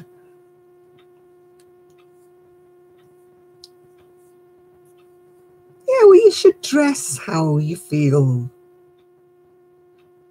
like it. know, all right, I don't agree with like somebody my age wearing a miniskirt and a muffin top. I think that would be ridiculous. You know what I mean? But, you know, something reasonably passable on somebody my age, I think that's okay. You know, I want to be eccentric. I just love being eccentric, you know. What's the point of living your life when beige crumpling, you know? Yeah, I'm going to grow old disgracefully. They're going to say, what the heck's she up to now? They're going to say that.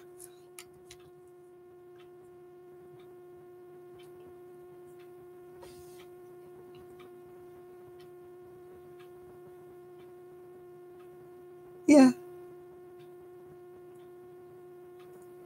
Yeah, I mean, there's a limit to the way I would dress at my age. Not your age, Sean, but my age. There's a limit to what I would wear. Obviously, I wouldn't wear, like you say, skimpy little top and a little skinny mini skirt that just about covers my credentials, if you know what I mean. I mean, I think there is there is a limit, you know. Mutton dressed as lamb is just, I always say to my niece, if I start looking like mutton dressed as lamb, please tell me. Yeah, please tell me.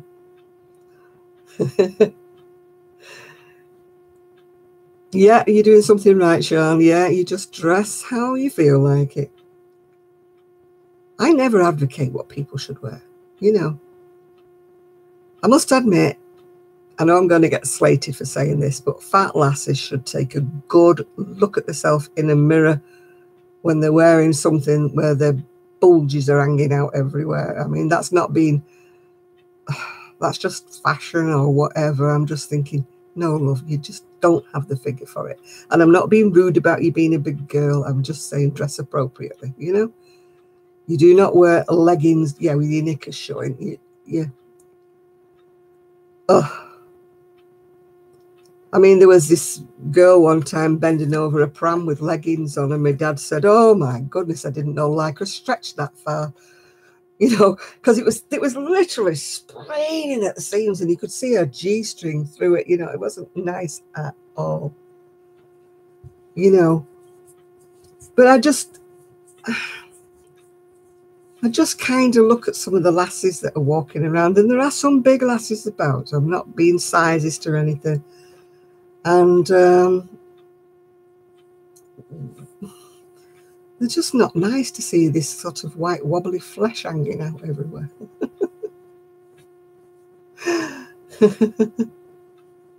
All right, Isaac. Yeah, happy crafting. We'll see you next week, love. Yeah. Oh, it used to be all the rage, that Lycra, you know.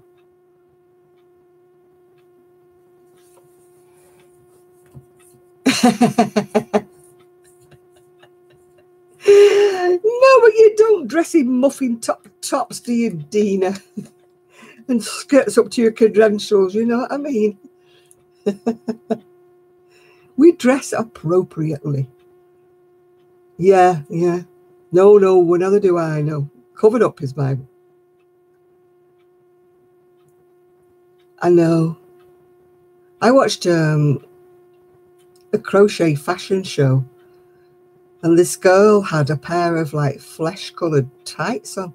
And I had to look twice when she came down the catwalk. I thought she was bare, you know, because the colour of her tights matched the colour of her skin. And I'm thinking, whoa! And I'm thinking, does she think she looks attractive in those, you know, kind of same colour as her flesh tights? And no. And I don't like the too tight ones around your credentials, you know what I mean? When you see everything that they own. That's kind of a little bit too much information. Putting your wares on display like that, you know. Cover up, dear. Oh, dear. Yes, when you can see more than you wish to see, you know what I mean, yeah.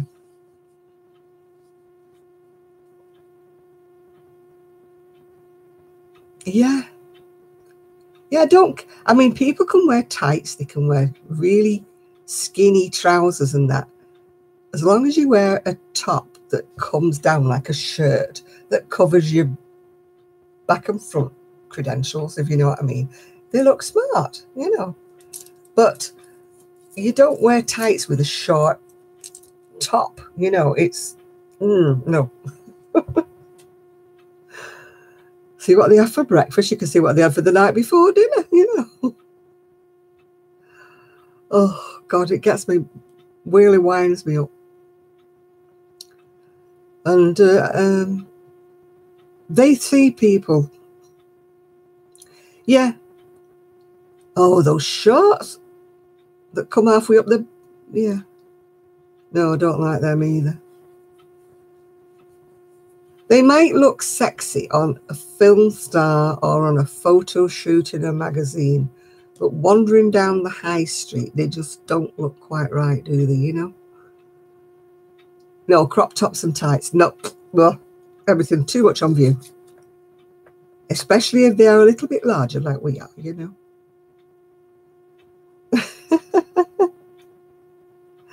No, it's not the 1980s, no. I can't understand the holy jeans fashion, but that's just my age, isn't it? Yeah.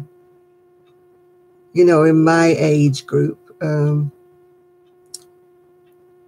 jeans with holes in are jeans that you throw away, you know, or you darn them, or you put a patch on them, you know. You know, some of them are like, the legs are just about hanging on with the thread, aren't they? You know, you just feel like pulling them and making them into shorts because there's not much. Yeah, I wore hot pants well, not in my teens and my 20s, but yeah, if you want to wear holy jeans, I just don't understand it, you know, myself, actually. Yeah. Yeah. But yeah, it might be a grudge thing. It's an age thing with me, Shan. It's just, oh, you mean when the shorts are that short, they've got the pockets hanging down lower at the front, haven't they, than the short legs? You know, and I'm thinking, yeah, that's not quite right, yeah.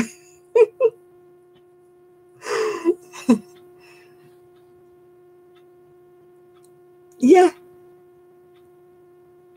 Yeah, the Daisy Dukes, yeah, yeah. Oh, I mean, some of them are just rips everywhere, aren't they? Or rips around the backside as well. I mean, I don't see you with your backside hanging out, you know, with the ripped underneath like that, yeah. Yeah, I mean, like my age group associates holes with things being worn out, you know. I know it's a grunge thing or whatever it is, but like, it is an age difference, isn't it? I mean, you can't expect granny like me, you know, to like, well, I'd look a bit ridiculous, wouldn't I, Sean, if I was walking around in jeans with big holes and rips in, you know. There's a certain thing that you don't wear when you get to a certain age group.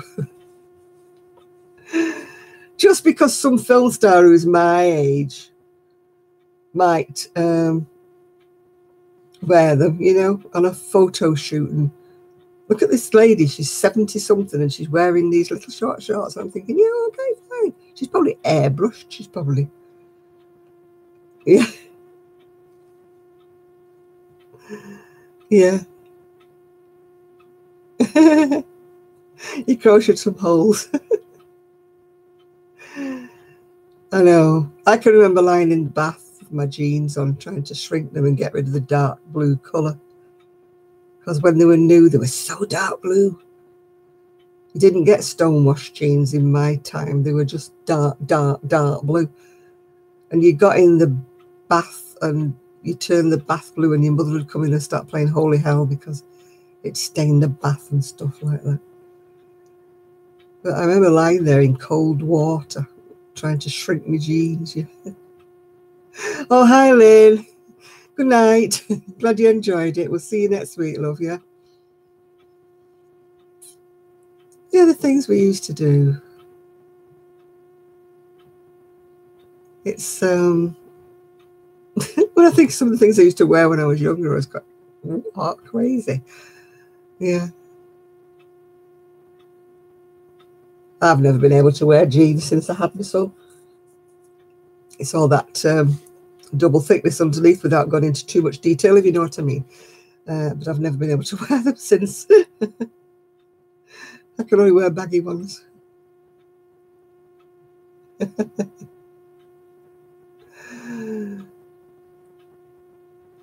I had a pair of dungarees once, yeah. I loved my dungarees, but I was a lot mega thinner back then. Lot thinner. But I love my dungarees, yeah. They were like a khaki colour. I used to wear them with a check shirt, and I thought I was, the bee's knees, thought I was. Not sure anybody else thought it was the bee's knees, but I did. And I thought it was great. No, I can't wear jeans too tight for other issues, Charles, if you know what I mean. They were not comfortable when you sit down. Follow my drift. So that's why I don't wear jeans at all now. I never wore jeans in years. I tried a few times when I was younger because I wanted to be like everybody else and wear jeans. But they caused me too many issues, so I had to stop wearing them. I had a pair of stretch ones one time. They were fine. You're bohemian, sporty and classy all rolled into one. I'm bohemian and weird all rolled into one. My friend's young boy, he didn't wear jeans until he was well into his teens.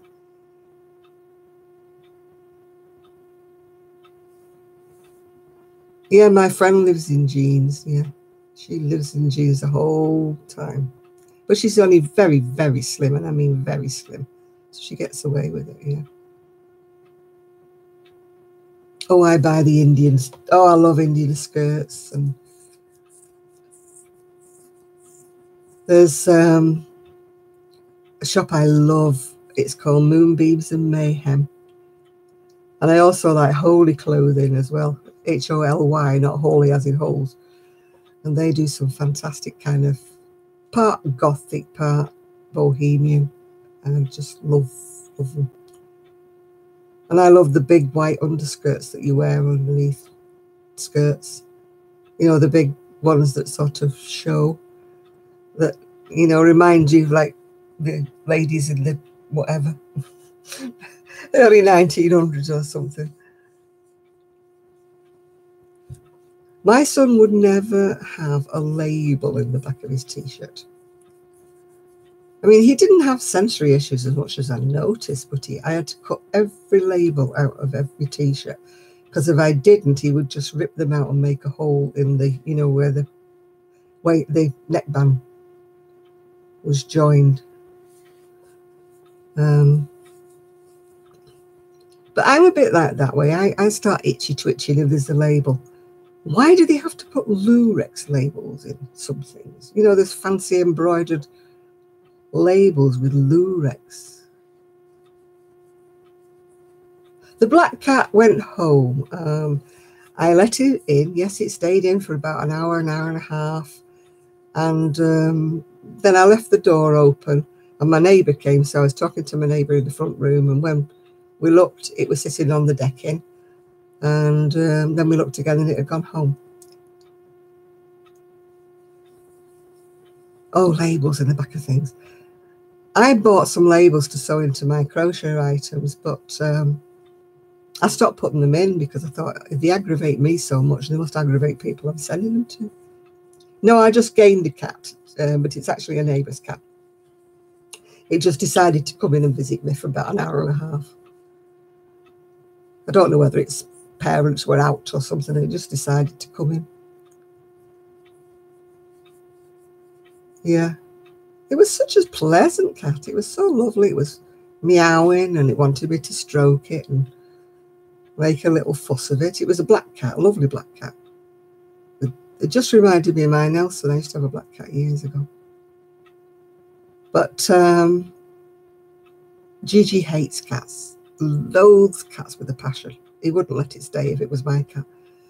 And my son's dogs chase it.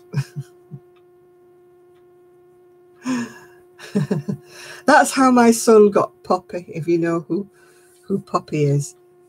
Poppy belonged to next door. And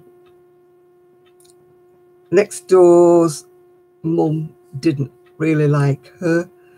And so she kept coming in to play with Sky, when Sky was still with us. And she kept coming over every day to play with Sky, and eventually she just stayed. So they gained another dog. My son wasn't really picky. He just didn't like anything that itched or anything that had a label. Yeah. Oh, my son could do zips and buttons, but he was just blooming lazy. He just wanted things that pulled up.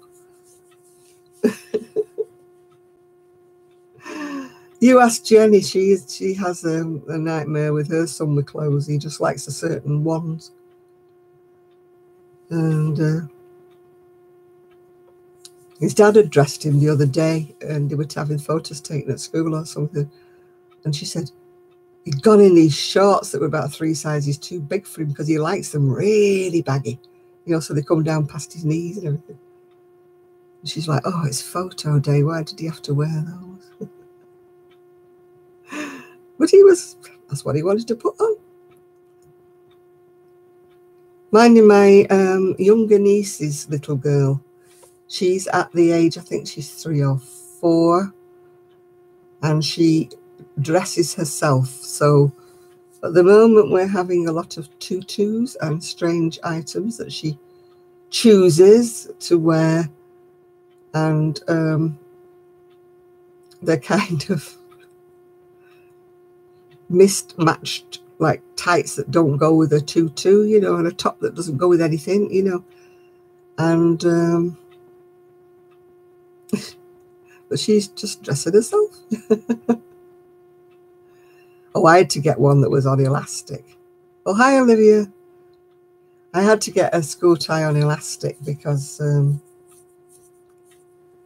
he wouldn't tie a tie. No, we had to get one.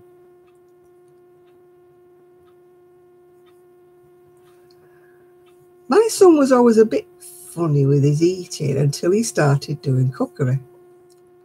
The boys did cookery at school, in the senior school, and when he started cooking, he started eating and trying a lot more, and now he'll eat more or less anything.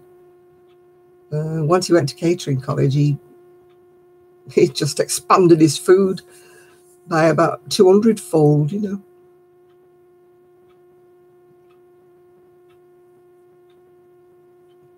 Yeah.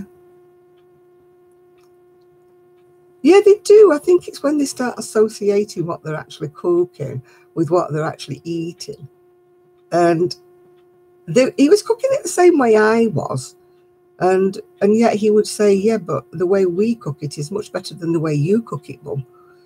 So I used to always say, oh, yeah, okay, fine, you know.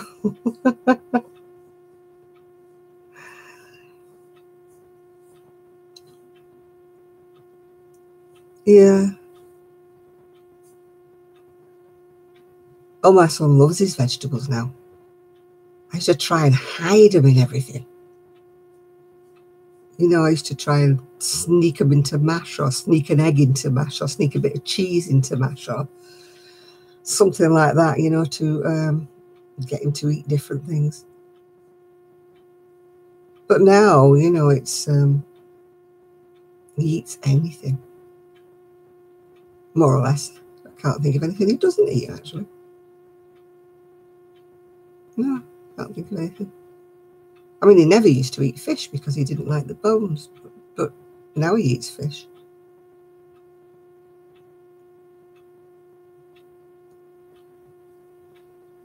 No, it doesn't always work, that. My mother used to do that with me. But then I wasn't a picky eater, so it didn't really matter. My niece's eldest, well, a boy, he's the older one. He won't have anything that touches.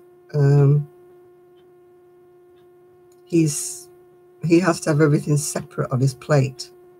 And yet he will eat things like pasta that's all mixed up together and stuff like that. But if he's having like chicken or mash or anything, he won't have anything to touch. No, nothing has to touch.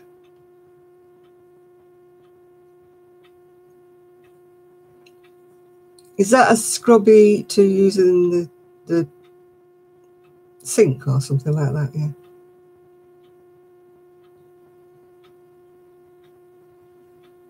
It's funny at Christmas because we kept telling Joe it's chicken. He kept saying, no, it's turkey. I don't like turkey. We kept saying, no, it's chicken. Because there's no flipping difference really, is there? But nope, it's turkey. I don't like turkey. And he wouldn't eat it. I mean, what the heck difference is there between turkey and chicken? They even cut it up small so he wouldn't be able to tell it came off a bigger bird, you know what I mean? But no. He said it's turkey and I'm not having it, yeah. And all his vegetables have to be raw, yeah. He won't touch a cooked vegetable. But he will eat raw carrots, raw everything. He'd eat all that, yeah.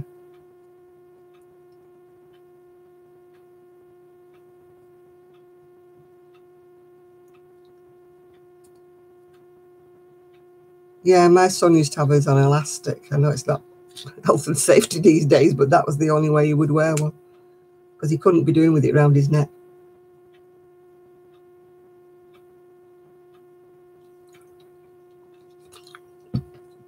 Manny, I can't do with anything across here at all.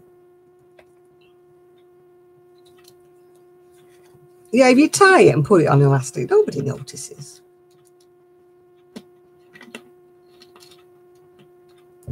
Well, perhaps they tasted different when you made him a cobbler. You know what kids are like?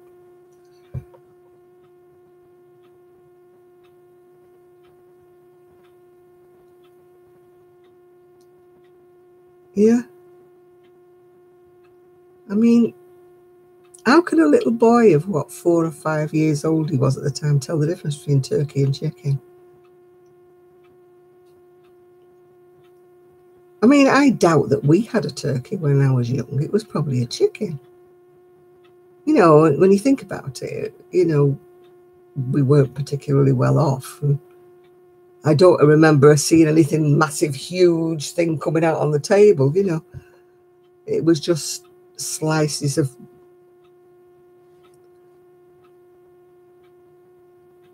whatever.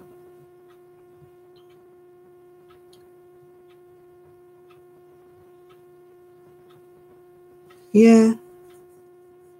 You know, you'd be surprised what these things can do, you know, like measles. I mean, we used to be told like things like measles and that could make people deaf. I mean, some children did go deaf after a childhood illness. I forget which one it was. But it was a side effect some children got. Well, not many, but some. Yeah. My son went through the fish finger stage. Oh, thank you.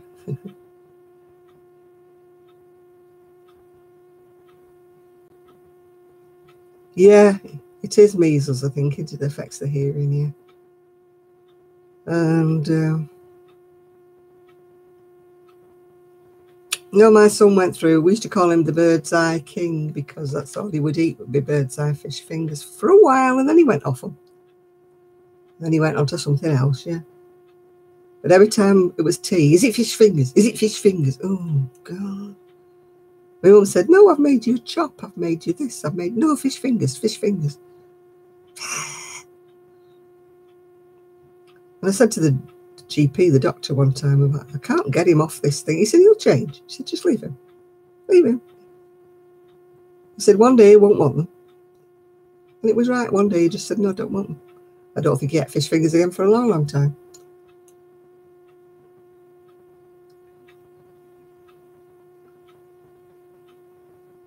Yeah, my son's never had mumps. We've had mumps parties when he was little. I've pushed him in with every kid in school that had mumps. His grandchildren, 1 or 2 of them have had mumps now, and nope, never had the mumps. But he doesn't want kids anyway. Well, he won't have kids now at his age. But, I mean, technically, he probably still could have kids, but he won't. He doesn't want them.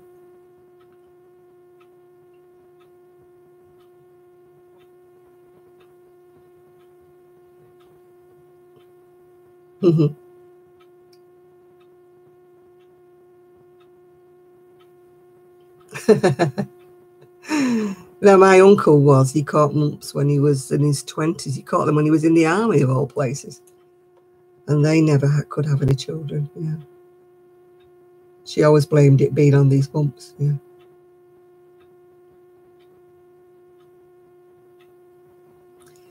Yeah, they do. They go through phases, kids, and I don't think you should force them. Because you give them a phobia about things, you know. My son wouldn't eat broccoli for love nor money, and now he loves it. You know, put a bit of cheese on it and he loves it. Same with cauliflower. I'm not having cauliflower. I'm not eating anything. Stick a bit of cheese on top, put it on the grill, he loves it. You know, they don't stay. They don't, I don't think, how many grown-ups are picky eaters, really? Kids, dozens, hundreds of them are picky eaters, yeah.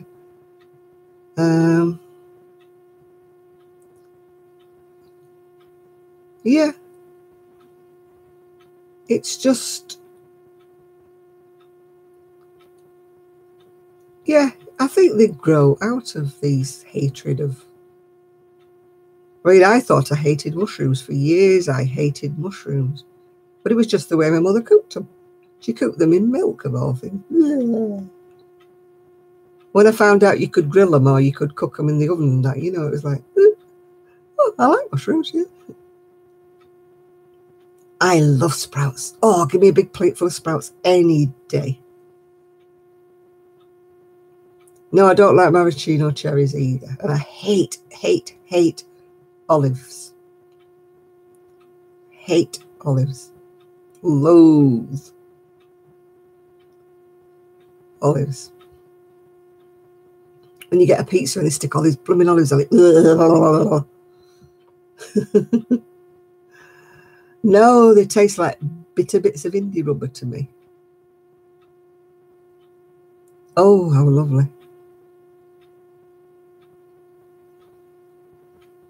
Oh, I love black licorice as well, yeah. No, my son would eat carrots and he would eat different things. And I used to think, well, he's eating something.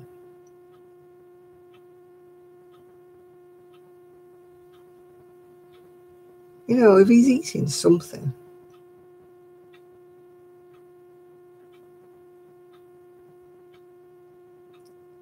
I don't like anise so much. Sprouts, yeah, sprouts with gravy. Oh, chopped up they've got to be with salt, pepper and a bit of butter. I will eat fruit, but I'm a bit sort of hit and miss with fruit, you know.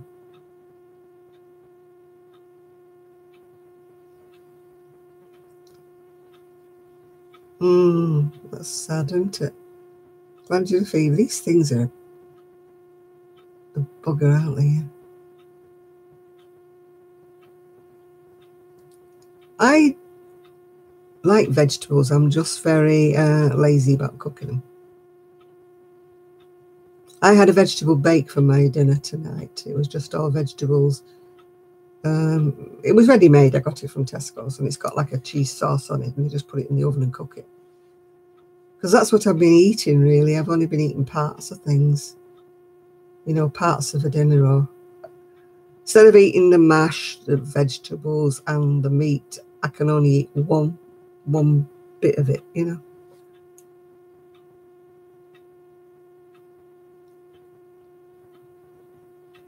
Oh, my son had whooping cough. I had to take him out into the park, right at the top of a big, big hill where nobody went. And we had to sit there and let him hoop. Oh, he was poorly for about 3 or 4 weeks with a whooping cough. Yeah, they do say that when children grow vegetables in school and stuff like that, that they're more prone to try them. I had tonsillitis every month until I was 53. Till I had my tonsils out here. Bye, Rose. Enjoy yourself. Bye now.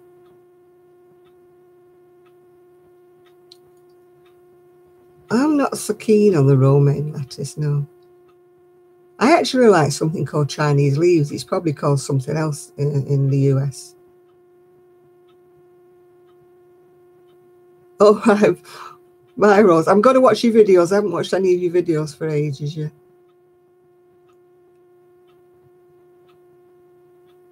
Oh, I love asparagus, yeah. I love asparagus with butter. Oh, Denise has just made a video if anybody's interested. She just uploaded a video.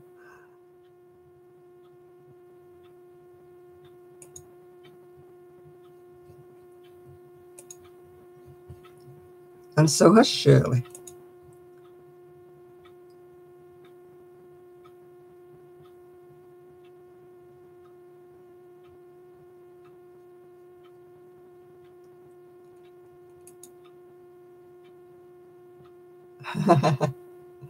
My newest grandson, his daddy wants to call him Thor. Not as the first name, because he's called Teddy, but he wants to call him Thor. His mummy says no.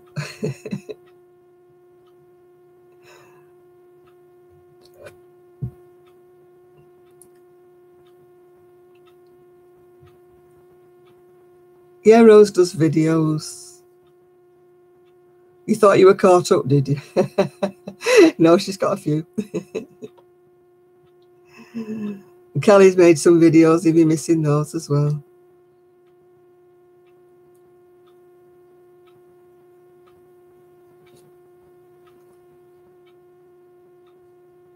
Yeah. Ooh.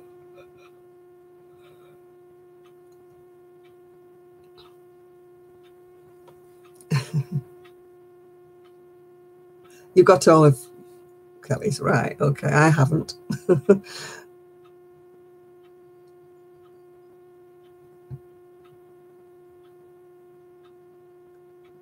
Oh dear.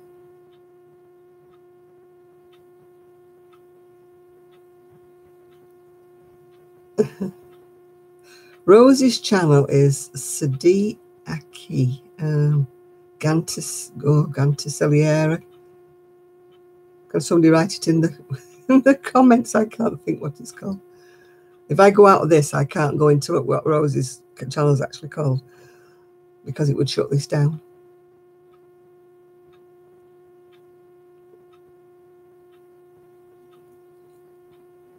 I know it's Sadi Aki, isn't it? Yeah, if you grab it for us, Sean, because if I close this, I can get it boots me out of it. I'm going in about 10 minutes anyway. I usually make it till 1 o'clock and then I start to go.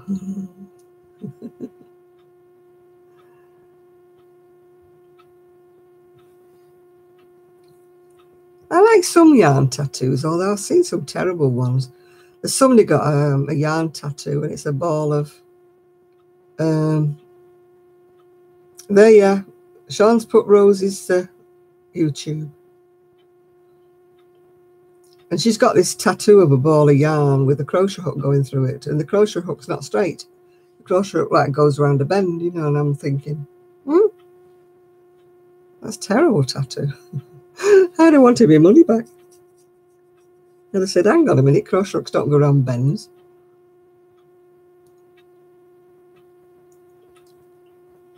You won't be disappointed, Evie. She does some lovely, yeah, an ergonomic hook, yeah. You won't be disappointed, Evie. She does some lovely videos, yeah. She's very talented, that girl. She does beadwork, crochet, sewing, all kinds of things. She does painting, lettering.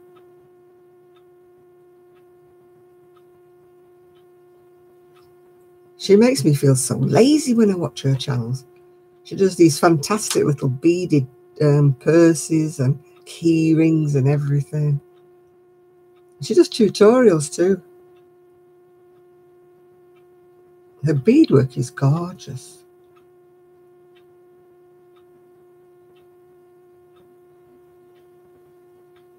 She made a nice coffee mug.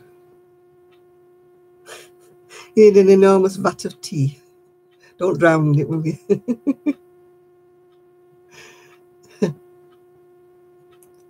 I wish I liked tea. I used to love tea when I was a kid. Grew up on tea. And now I can't stand it. As soon as I was pregnant, I just went, the smell of tea, the taste of tea made me feel sick. And I didn't even know I was pregnant. I just couldn't understand why tea made me sick. And I've never been able to drink it since. I've tried green tea. I've tried all kinds of teas. The only one I can drink is licorice tea.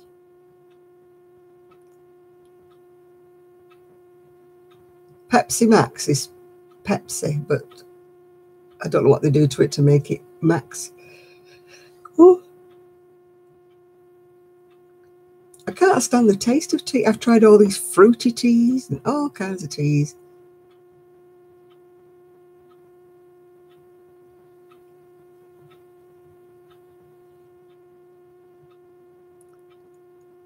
We've seen that new advert for Pepsi, for Coca-Cola. With sugar or without, it's the same. And I'm thinking, no, it's not the same. One's got sugar in, one's not got sugar in. How can it be the same?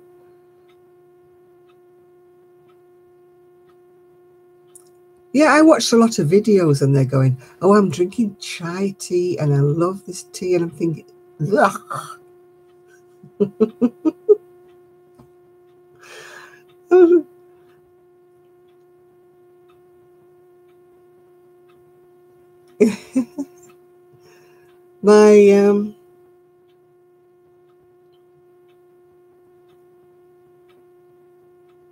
My daughter-in-law drinks chamomile tea. Ooh.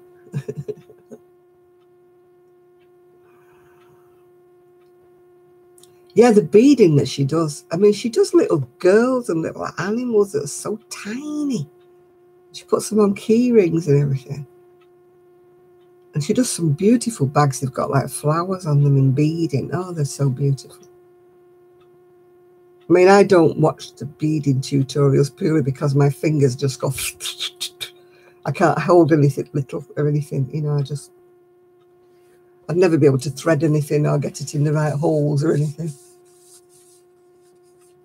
No, I just can't do beading. Maybe when I was younger and my fingers were more agile, I could do beading, but not now. Yeah. I need to thread a few necklaces that I've broken. I was thinking about you, Sean. I was thinking, was Sean live near her? I said, please can you thread these necklaces for me? I got broken, and they're quite nice ones as well.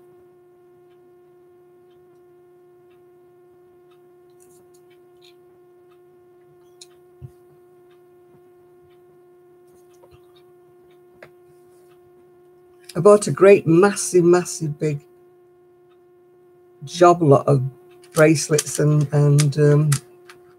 jewellery and stuff. And I gave a lot of the ones that won't go around my neck because I've got a bit of a bull neck. I gave them to Sue for her grandchildren.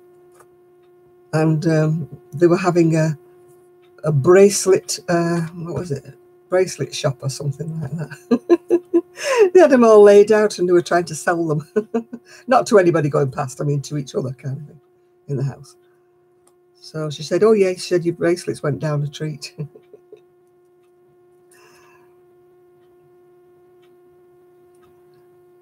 I think Sue likes Yorkshire tea, yeah. I don't like any tea. I have tea in the house because of people coming, guests.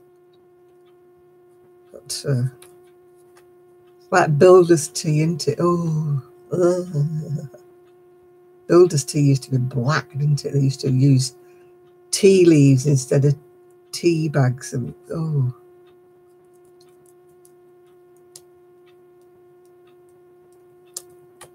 Yeah. I had a girl who worked with me once. She used to make me feel sick because she'd drink it all the way down to the tea leaves. And I'd think, oh, how can you do with tea leaves in your mouth? Get them out, get it out. Yeah. She hated tea bags. She liked strong tea, loose tea, she used to call it. Ooh. But she never had a tea strainer or anything like that.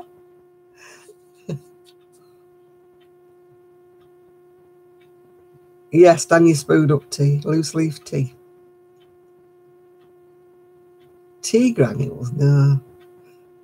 They did that lemon tea, didn't they, once in granules? It was horrible. It was sugary and it was vile and ooh.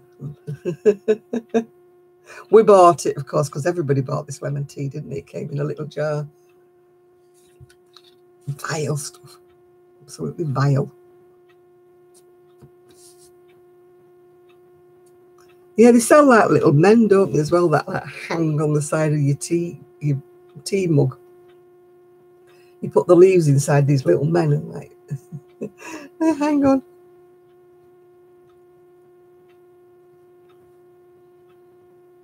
I'm doing sleeves on a sweater at the moment.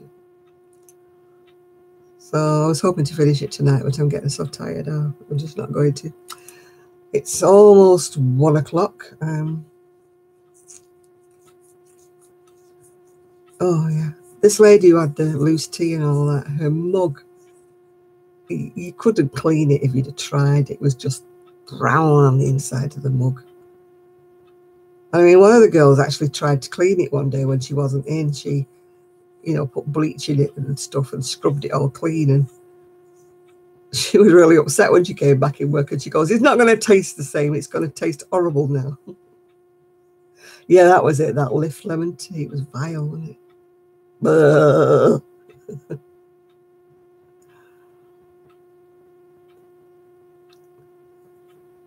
Yeah, are you going as well, Amazing? I'm going in a couple of minutes. I'll make it till 1 and then I'm going because my little eyes are shutting and I've got so much to do tomorrow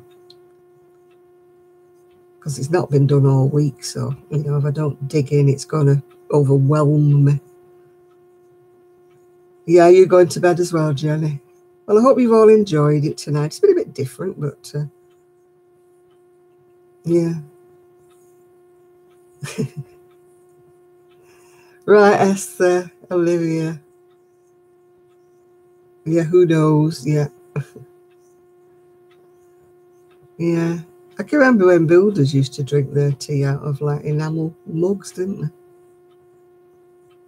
Oh, I'll finish my sleeves off. Yeah, I've got two sleeves, but they're not actually looking very wide, so I think I might have to make some amendments to it.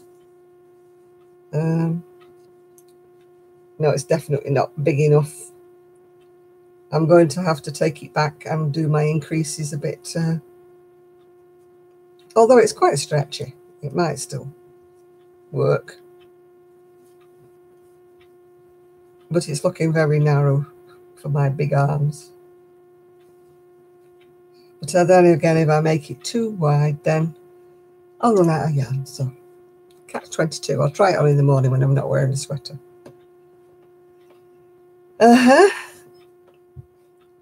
Righty-ho, I'm really going now. So thank you all for joining me. It's now 1 o'clock, so it's time for this little channel to close down. It's a pity you all can't keep going, isn't it? But Sean can. Sean can start a channel on her own, can't you, Sean? Good night, everybody. Donna, Sarah, Jean, Enid, Marcia, Sean, everybody. Bye-bye.